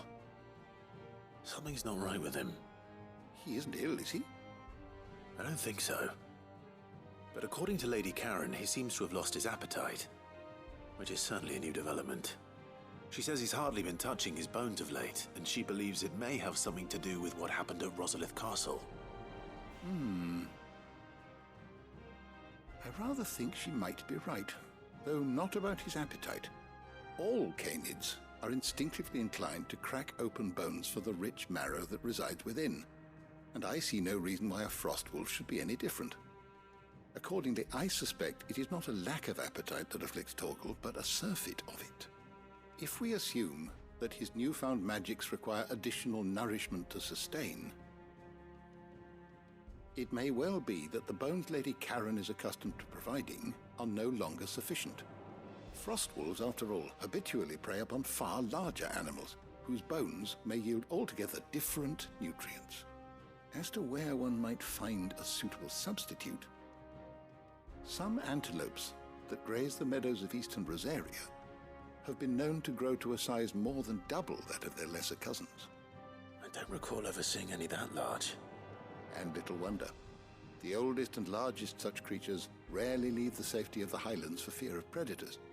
The last elder antelope sighting I recall hearing about took place near Cressida, and that was long before the village was abandoned. Even so, it seems like a good place to start. Good hunting, Clive.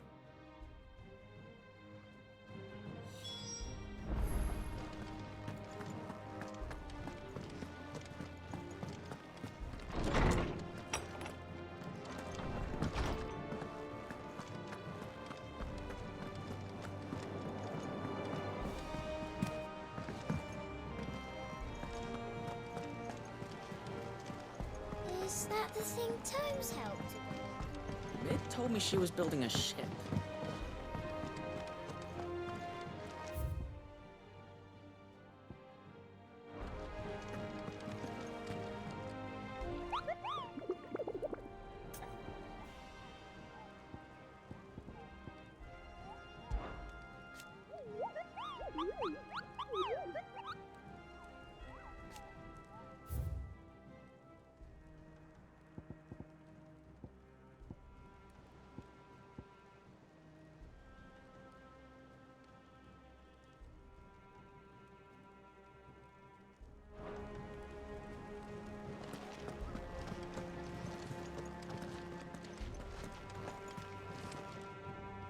Clive, did you get my letter? That's why I'm here. Shh. Otto might be listening. Is this better? A little. Listen, I've some bad news. It turns out the hideaway may be slightly behind in its payment to certain lenders, and it's maybe my fault. But I swear to the goddess, I thought I had the numbers square. Sadly, that square turned out to be more of a circle. Zero, you might say. I can straighten it out, I swear, but it's gonna take some time, and I'm gonna need help keeping it from Otto. Bit late for that, I'd say. There you are! What a surprise! So let me get this straight. You forget to pay our lenders what they're due, and instead of coming straight to me, you get Clive to come to you. And I hope he'll dig you out of the hole you've dug for yourself. Clive, the man in charge of the place you've been cheerfully trying to bankrupt. And you thought this was a cunning plan. Why? Well, who needs paying? Oh, just Martha. And the dame. And, well, Lady Karen. But only 500 talents. We owe 3 of our most trusted friends 5 million gil. Each. 5 million each. They lent us the bulk of the money we used to rebuild the hideaway, you see, and, well, I must have made some sort of oversight.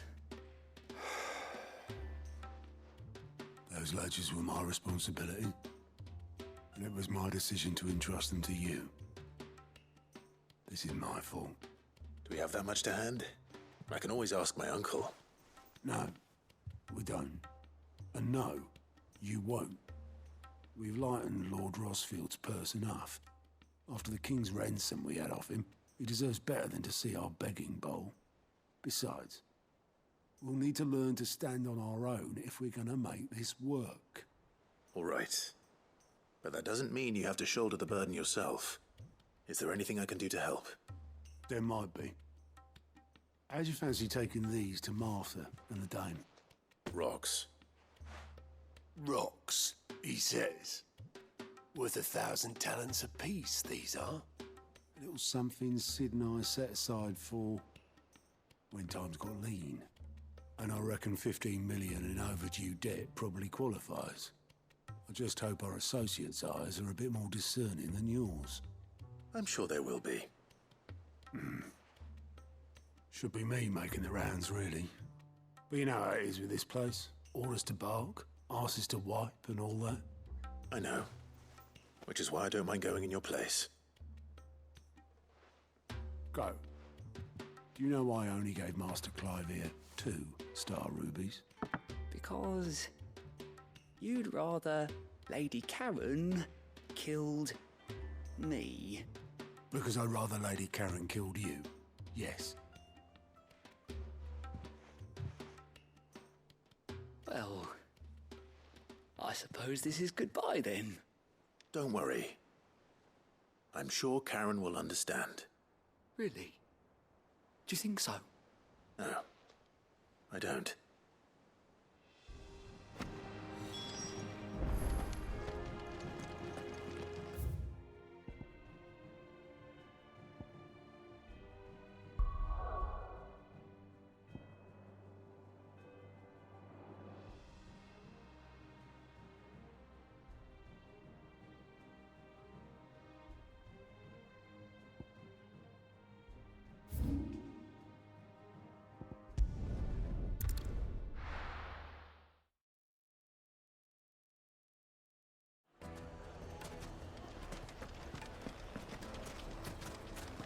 People take notice of wealthy men. Shouldn't be too hard to track down Karen's collector. Bang is gone. Oh, Mother Crystal, gone. What are we gonna do? Calm yourself.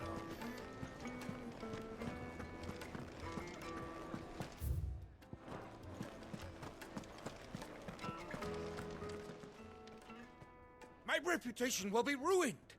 Ruined! Calm yourself, Lord Ignac, I beg of you, before you do yourself a mischief. Pardon the intrusion, but... Out! Get out! I paid for these rooms so I wouldn't be disturbed. Leave me be! Please, allow me to apologize. His lordship is going through a difficult time, and he's never been fond of guests arriving unannounced. Radim! Get rid of the filthy oaf this instant! Very good, Lord Ignac. Would you mind stepping outside for a moment?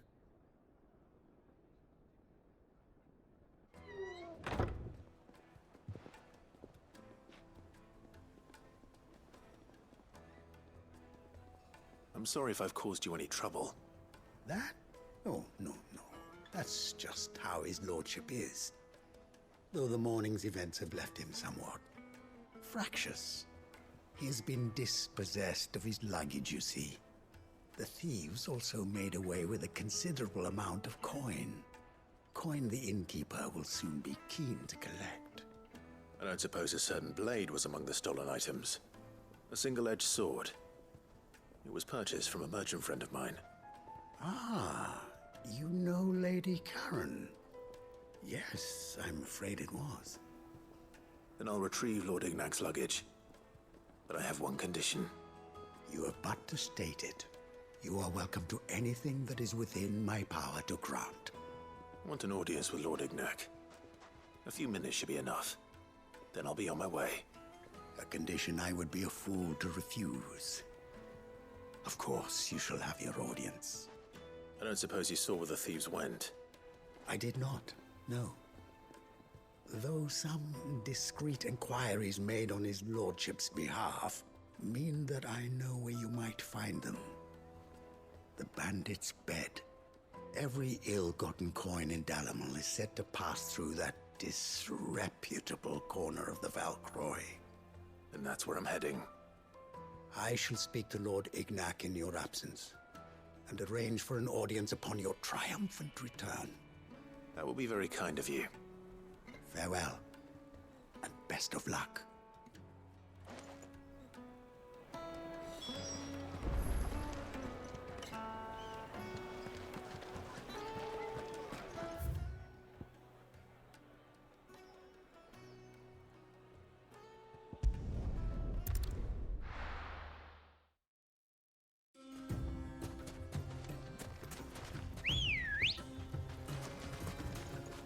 Come on. Yeah!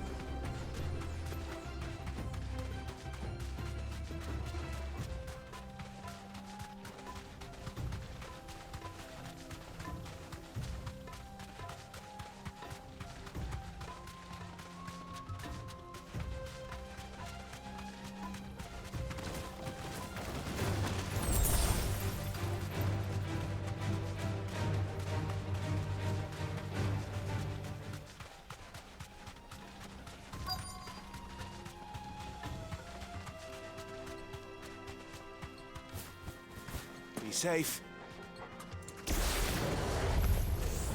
We've got company!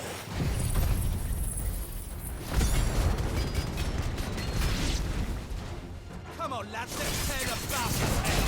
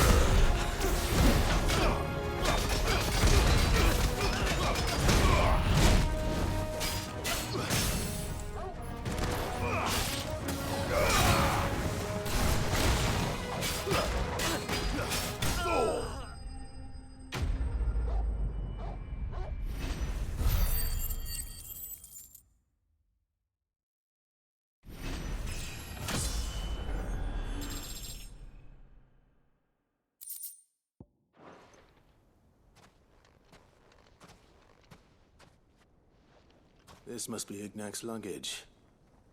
Nothing seems to be damaged. All right. Let's get it back to Dalamel.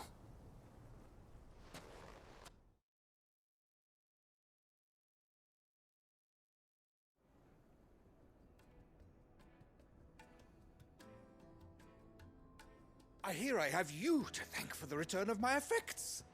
What shall I call you, my good man? Wyvern. Glad to make your acquaintance. A formidable name indeed. Well, Wyvern, I appear to be in your debt. Redeem here tells me you wished for an audience. Is that all? A few moments of your time should suffice, yes. You're a peculiar fellow, Wyvern. All right, speak. Master Wyvern was wondering if you could tell him about a certain single-edged sword you recently acquired. Oh, a true work of art, that one. Karen drove me hard on the price, but I would have sold her Radim here to get my hands on that sword.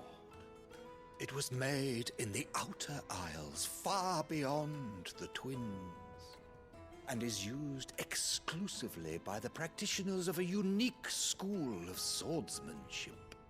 They believe no combat should ever exceed a single strike, and hone their blades to such perfection that none ever does. Each sword is made for that one perfect stroke, and for that stroke only. They crack upon a second blow. There's a brutal sort of beauty to it, really. But how do they hone such an edge? Fine question. Why, they use a whetstone, of course. Whetstones, rather. A whole array of them, ranging from the coarse to the fine. 10,000 licks with the sharpening stone, then 10,000 more. But it is the final stone which lends the blade its legendary sharpness. A mineral quite foreign to this great realm of ours. And that is the key. The secret ingredient. Wyvern, it occurs to me that my little lecture is hardly equal to services rendered. Take this, together with my regards.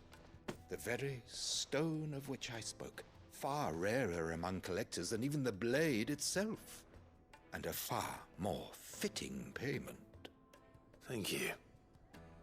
Pardon the intrusion, my lordship. However, it is long past time we prepared ourselves to depart. So it is. I am locked in bitter competition with a rival collector of curiosities. I am one step ahead of the unscrupulous scoundrel, but he is hard at my heels. Are there many other collectors out there? Too many to count, but only one do I consider my nemesis. Lord Byron Rosfield, and is a perennial thorn in my side. I can imagine. Farewell, Wyvern. May our paths cross again. Radim, we mustn't dawdle.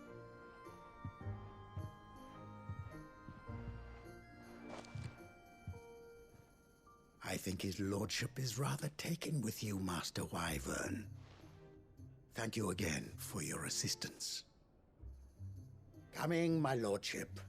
I'll be right there.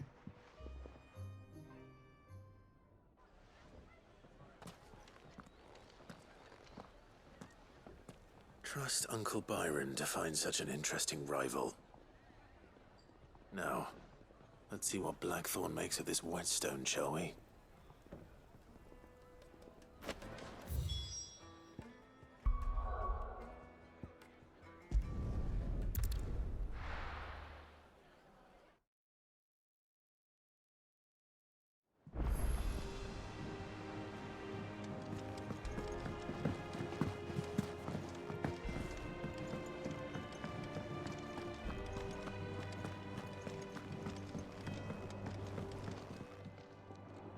Sorry for the wait, but hopefully you'll agree it was worth it. You learned something about that sword, then? I did better than that.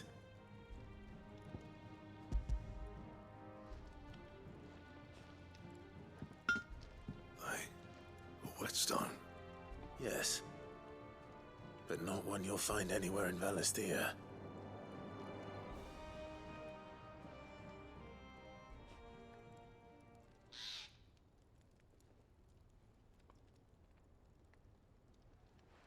No wonder I couldn't get the same finish on the grinding wheel. One hit and all done, eh? Might not be so bad if all you ever fought were duels. But good luck on the battlefield. Your second opponent would be your last, no matter how good you were. Even so, is there some way it could be used to give the curse breakers an edge? I think so, yeah. With this whetstone and the right kind of steel, I could probably even make a twin of the blade that rattled me. But there'd be no replacing this little rock once I worn it down to a sliver. I reckon we get a dozen swords from it, if that. Swords that the curse breakers wouldn't know how to wield properly, and that would see them through a single fire piece. Nah, no point trying to copy that thing. Be about as much use as a wax anvil. But finishing our blades with a whetstone this fine, now that's something to consider. And what's finer than fallen masonry, eh? Or more hard-wearing, for that matter. Just imagine it. Good Valisthian steel with an edge as sharp as any found in the Outer Isles. I won't make a copy, nah. I'll make something much better. I'm sure the curse breakers will be delighted. Just don't push yourself too hard. Don't you worry about me, sunshine. I've been working day and night since I was half your age, and I'll still be here when you're long gone. Hey, thanks, Clive. I mean it. I owe you one, August too. It's good to know someone's looking out for me. You'll be happy to hear you said that. And I'll see that my debt to you's paid. First new blade I make's got your name on it. You come and find me when you've got the materials. All right. I will.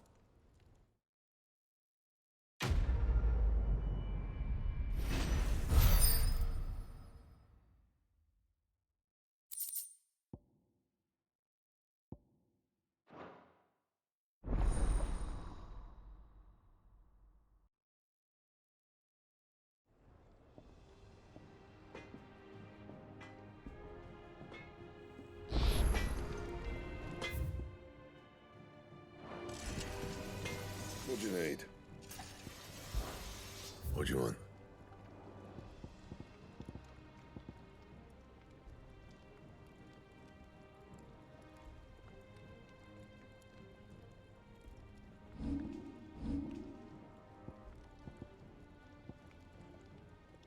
That it? Fine.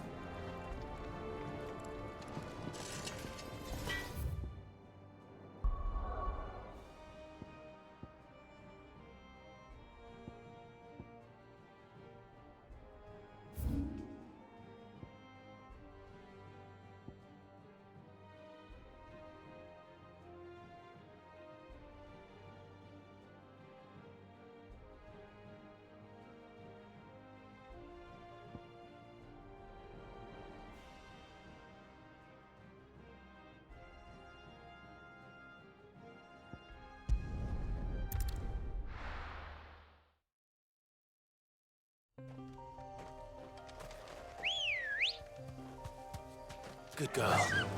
Yeah!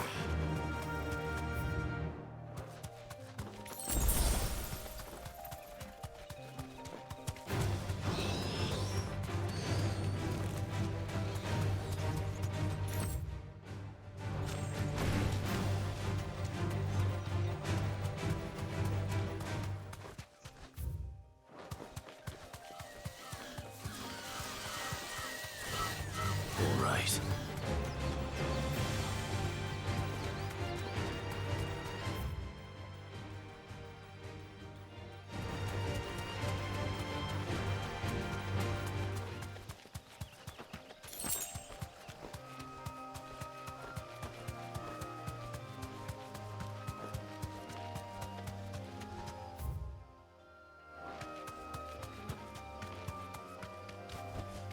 I can walk from here.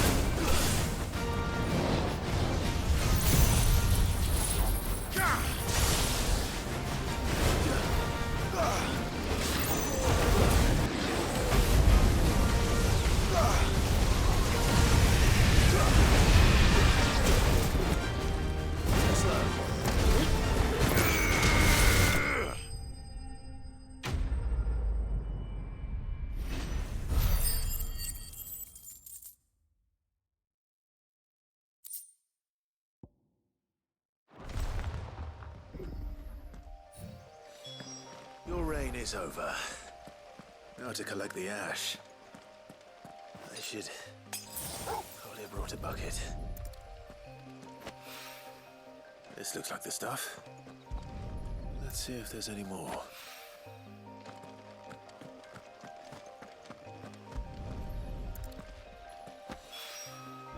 That should do it. If a wine needs more than this, he can fetch it himself.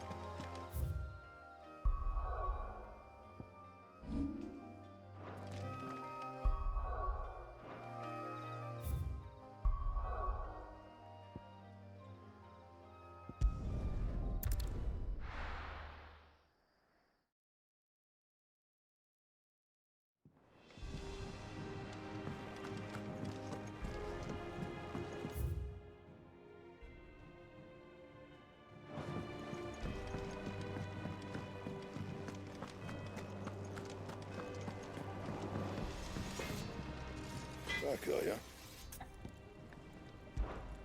What do you want?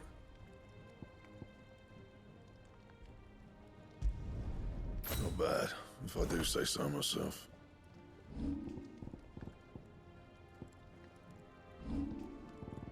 Anything else?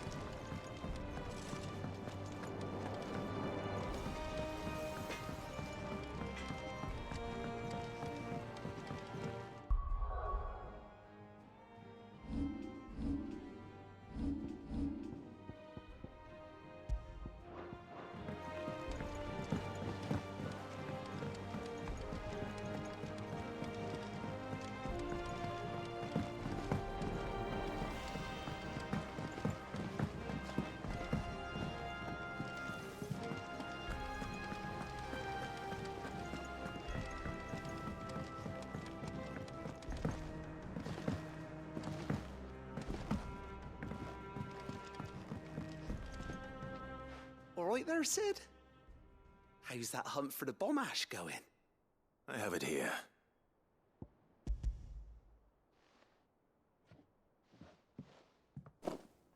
That's the stuff. And plenty of it, too. Enough to keep the Alembic bubbling away for a good old while. You're a gent, Sid. Let nothing say otherwise. Right then, let's get this contraption up and running.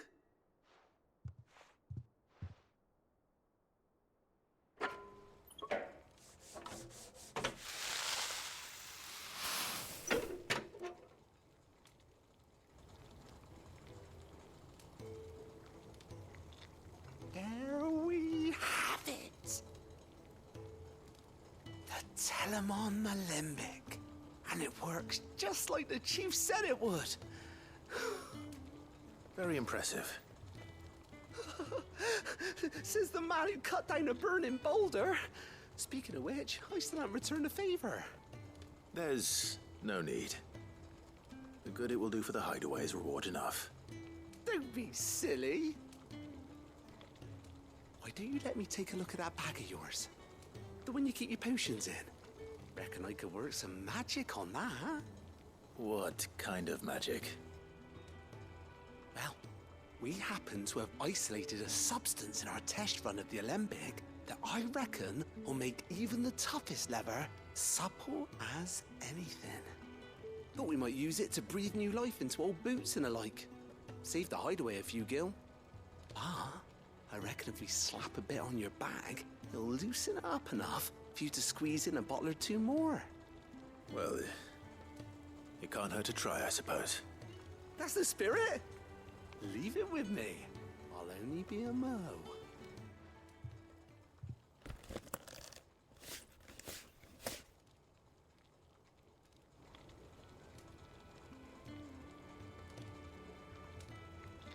Well, what do you reckon? It certainly feels more flexible. Right? Told you. Thank you. I think. No. Thank you for supporting Mid and the rest of us in our endeavors. Without you, we'd never have been able to discover wonders like that stuff I rubbed on your bag. And I'm telling you, there's plenty more where that came from.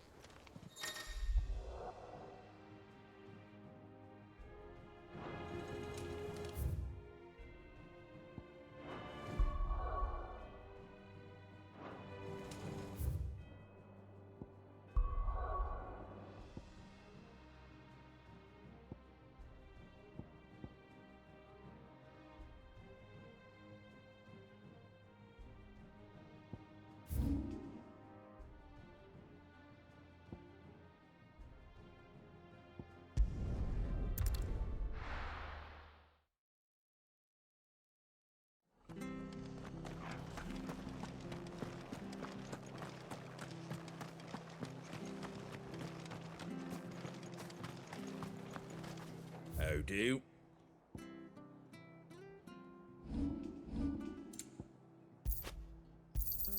Thanks very much. There you go. Much obliged. There you go.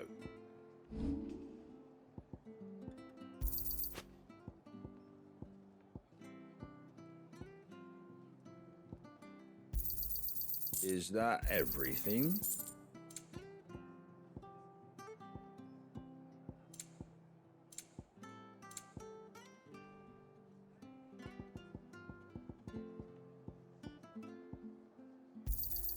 A fair trade.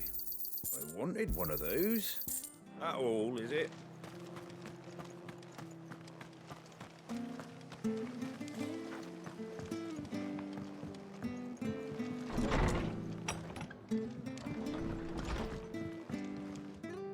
Clive, we weren't expecting you.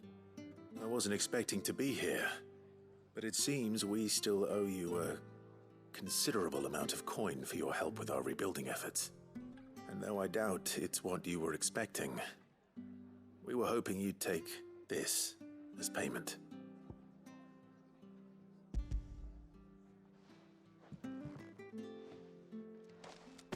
A star ruby? I can't accept this. It's worth at least twice what you owe me. More if you can find yourself the right buyer. Think of the difference as interest. Interest? If word got out I charged that much, no one would ever borrow from me again. Anyway, why are you the one here asking me about this? I'd have expected Otto. Bit much sending the Lord Marquis out to settle your debts, isn't it? The old goat working himself to death again? Something like that. Most days I think he's the only reason the hideaway's still standing. Same as always, eh? Back when the place was nothing but a twinkle in the eye of a recently retired Lord Commander, word is he was the first one Sid reached out to. Probably knew that without his strong arm and level head, the idea would never get off the ground. Sid may have been the face of the hideaway, but Otto's always been the backbone. And when Sid passed away, we were all worried that would be the end of it. That Otto would just give up. His death was hard on everyone. But it must have hit Otto hardest of all. But he didn't give up, did he? Quite the opposite, in fact. If I recall, he was the one who nominated you as Sid's replacement, and rallied the rest around you. I reckon what he saw in Sid, he saw in you too. And don't we all? Doesn't hurt that you're half as stubborn and twice as handsome, neither. That, and you keep good company. I suppose I do.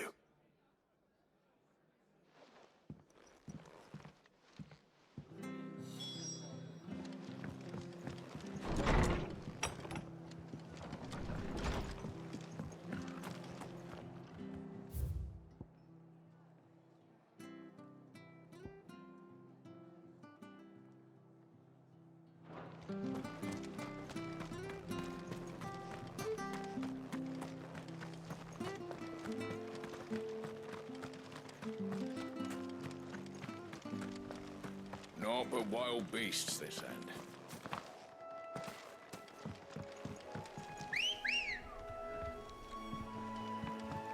Let's go. Faster!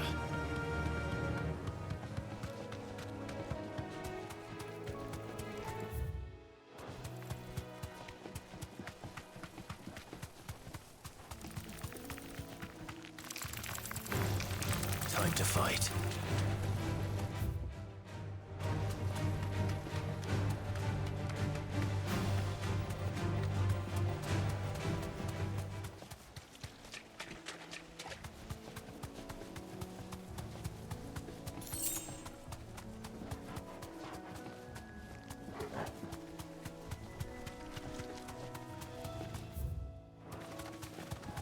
Well, it's certainly quiet. If I were a giant antelope, it would seem like just the place.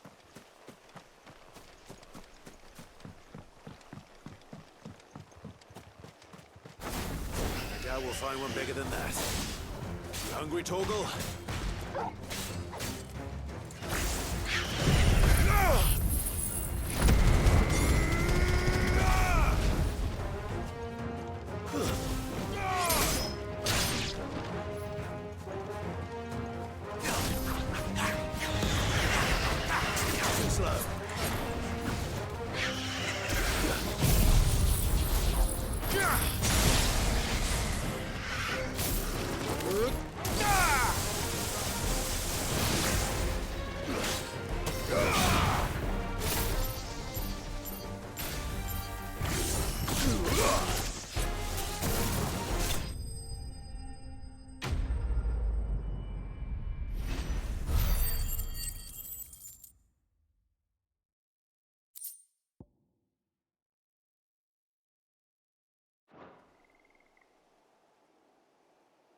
Now,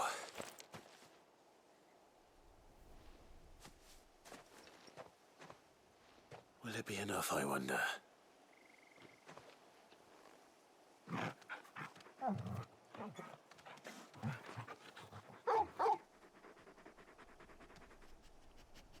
I say that answers my question, which means we owe the lawsmen our thanks. You're just a big puppy, aren't you? A very big puppy.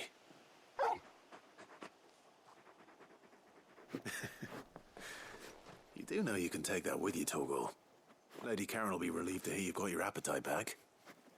Come on, boy.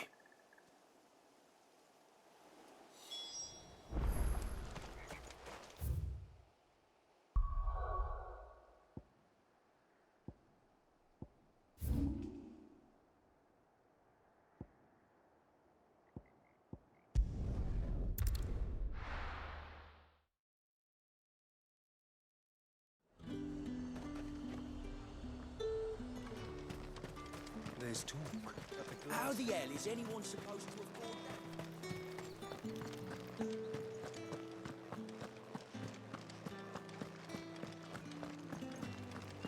Did you hear? The gates to heaven. I want to see you again. What am I going to do without Sweetwater and Oil of Talc? Milady, I come bearing gifts. Gifts? Whatever is the occasion.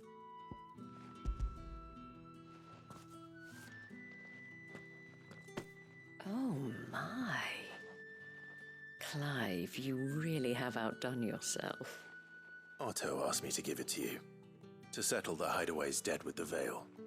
And to compensate you for the time it took us to do so. You disappoint me, Clive. I thought you might finally be warming to me. Tell Otto he can keep his baubles. I tried to tell him as much the first time around. The man owes me nothing, nor does the Hideaway. My contribution to the restoration effort was made freely and willingly.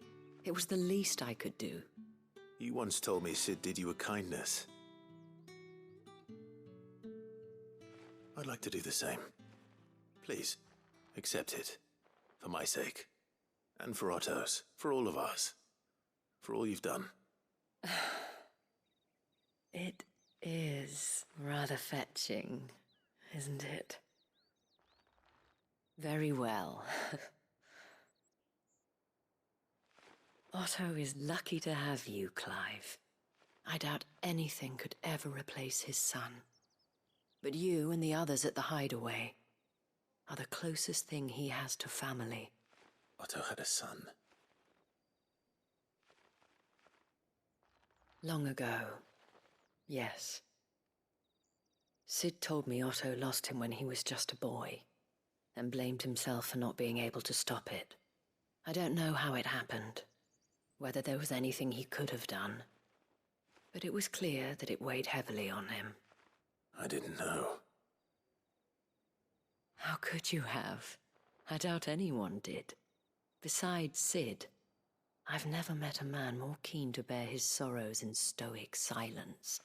An ill habit, given that both have always been surrounded by friends desperate to help them. I'm beginning to see that.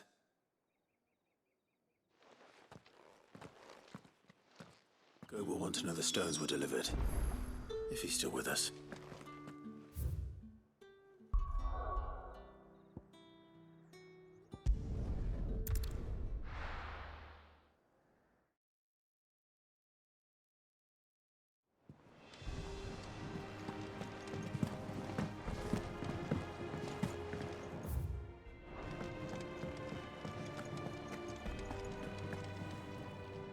I noticed you and Torgal had gone off somewhere. Take him for a walk, did you? You could say that.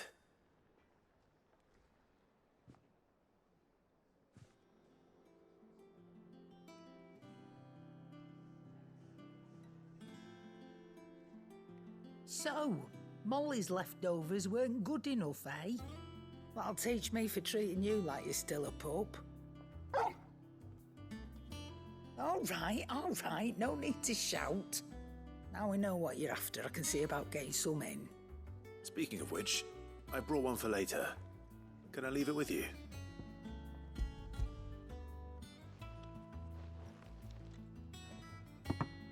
You can, aye. I'm nice like that. In return, you can thank Tomes for me. The bloody know-it-all. I was just on my way to see him.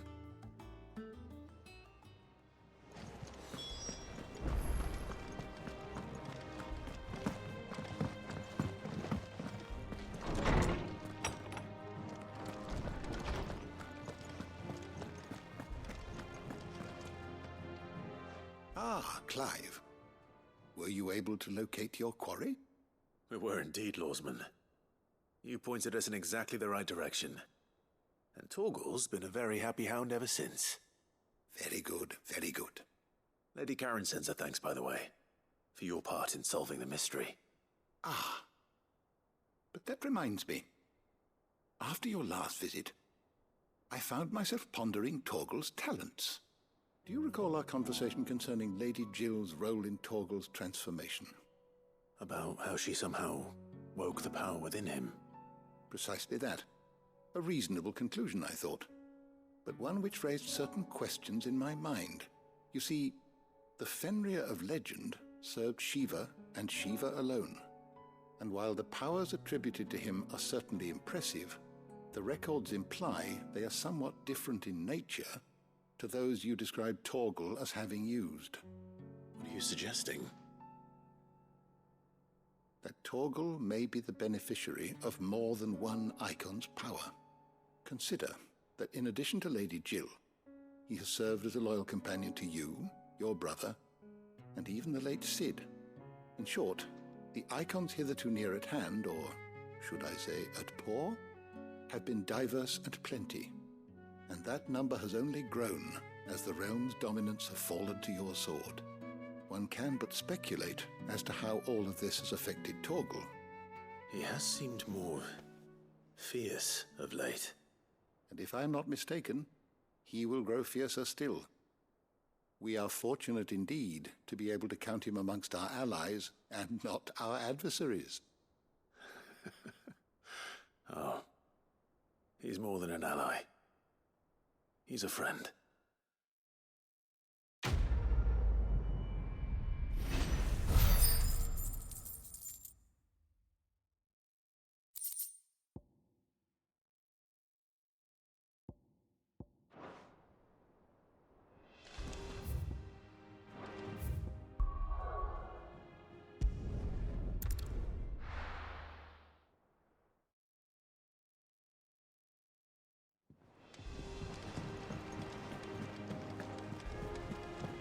Is that the thing Tomes helped? Mid told me she was building a ship.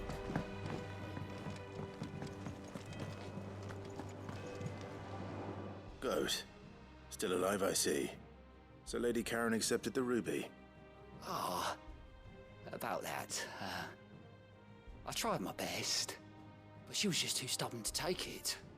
She threw it right back in my face, in fact, and told me I could stick my stupid stone where the sun don't shine. Karen refused payment. I hope it wasn't something I said. I'm sure you were as tactful as ever. Let me see what I can do. Oh, wonderful. I hope you have better luck than I did.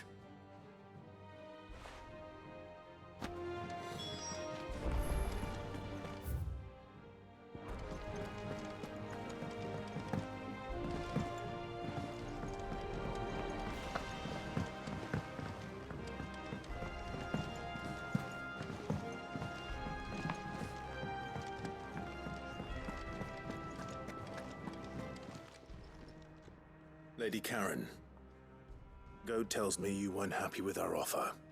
Would you prefer the debt was repaid in coin? What debt? I don't recall lending any of you lot me hard-earned gil. I may have tossed a talent or two in the Hideaway's coffers, but those were donations, and you can hardly call it charity if you go asking for it back. Of course not. But one good turn deserves another. And our circumstances have changed. Surely you wouldn't shun the gratitude of a pauper who happened to have become a prince. Oh, so you're a prince now, are you? Fine. But I'm selling it and taking what I'm owed, then you're getting the rest whether you like it or not.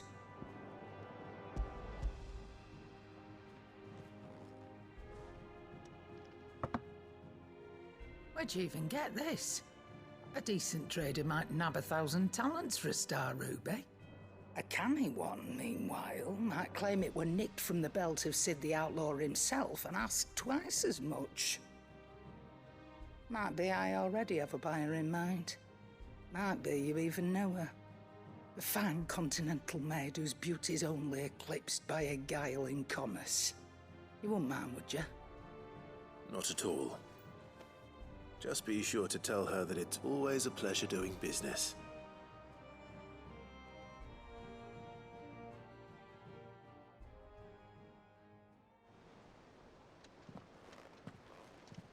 I hear you ended up delivering all 3 stones. thanks to this lump. I sometimes wonder what I pay you for. Speaking of which, I still haven't been paid last month's wages. Oh, so you remember what's owed to you, then? Get your ass behind that disc of yours and don't get up before those ledgers are square. Right away.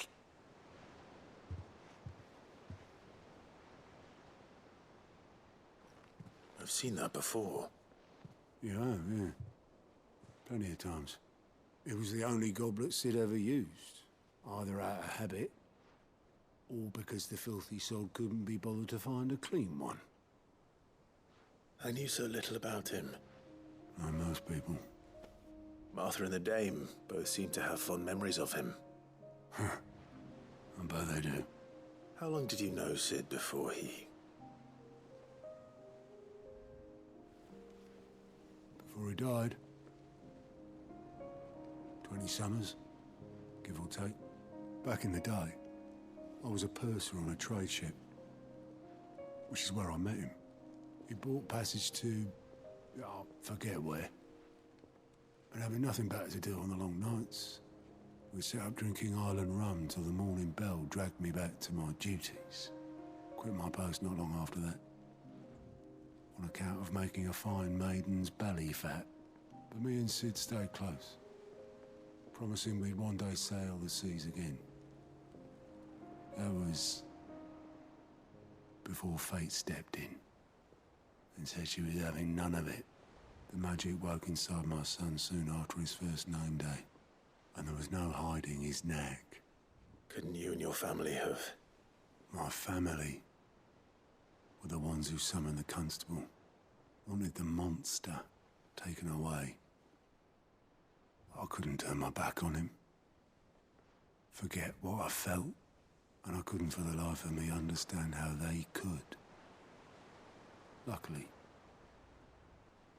Sid was of the same mind as me. It was him who stood beside me when all I wanted was to tear the whole world down. Him who cried for me when I had no tears left of my own. Him who swore he'd do everything he could to stop it from happening again. And he was true to his word, too. Left the Royal Army once and for all. His ranks, his ribbons, gone. Just like that. Threw away everything he had. All to right a wrong that no one else had the courage to face. I knew then I'd follow that man to the ends of the earth.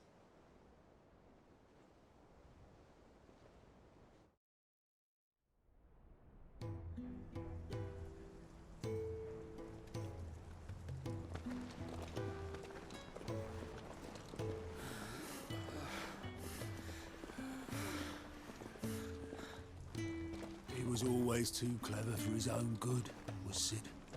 Saw the world for what it really was, while the rest of us were content to go along with the lie we were shown. And it can't have been easy, bearing that burden alone.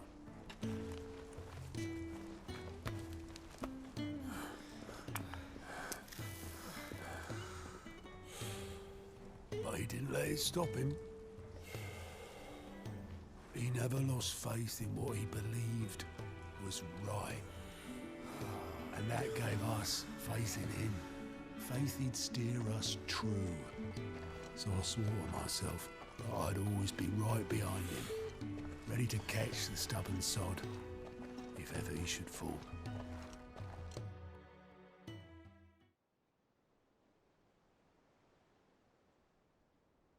But I couldn't even do that.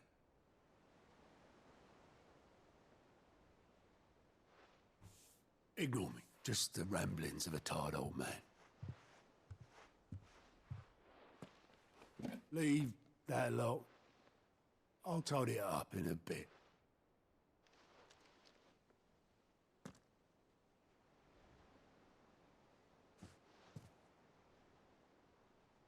This is Sid's handwriting.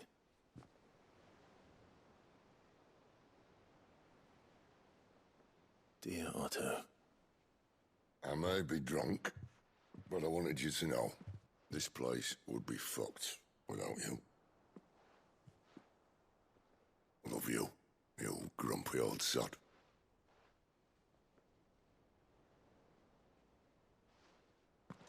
This note.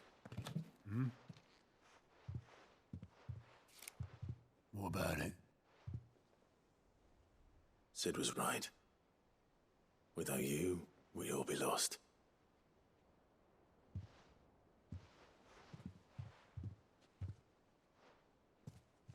He should have bloody well said so then.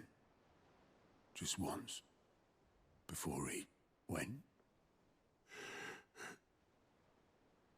But then, why would he? Him, or anyone? I'd only have told him to piss off.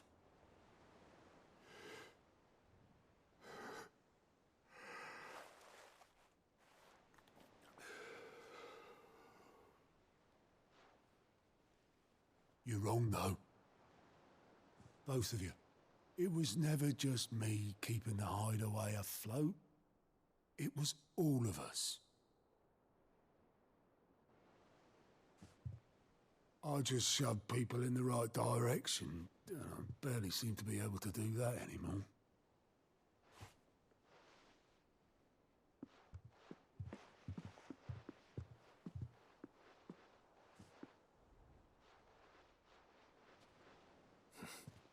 Would you rather go at the helm? Well, maybe I've got a few more years left in me. I'm going to hold you to that, Otto. Before you go, Sid would have wanted you to have this. But that's... This'll do me just fine.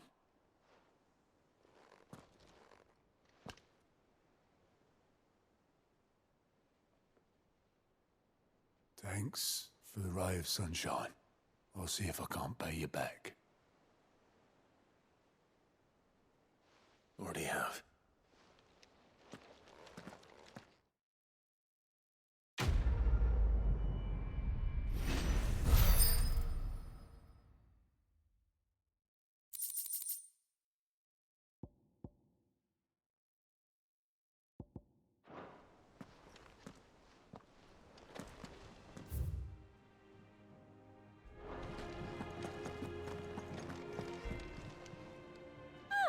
I wasn't expecting you back so soon. Come to claim your just desserts? All yours. Best of luck out there, Sid.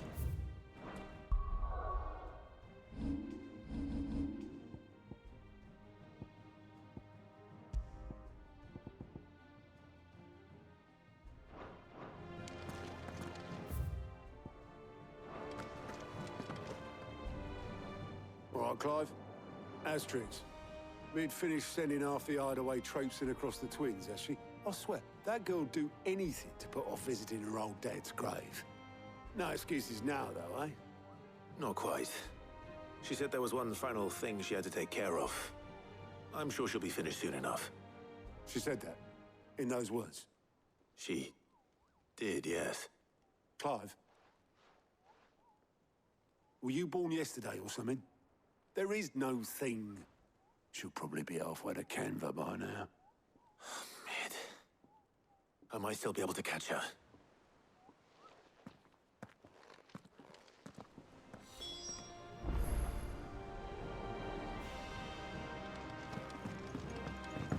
Mid told me she was building a ship. Is that the thing Tomes helped? Obolus, have you seen Mid? Yep. In a boat, going that way. Then I'm too late. You in a hurry and all, are you? Oh, I offered to take her across, but she wouldn't wait.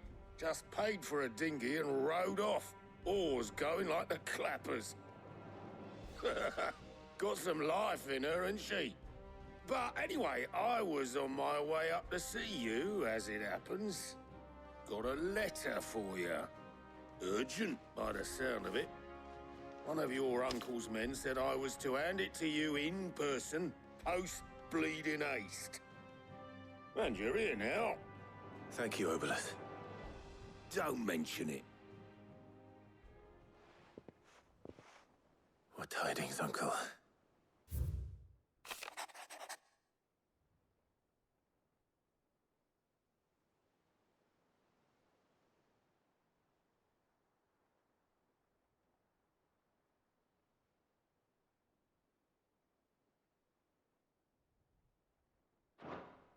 Trouble in Canva.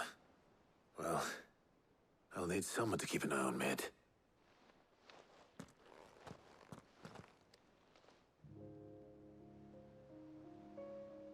So what? Mid got us to do all the dirty work and then just sailed off into the sunset? It, seems that way. Well, nothing we can do about it now. But next time you plan on visiting Sid, you might want to tie her to something before you suggest it.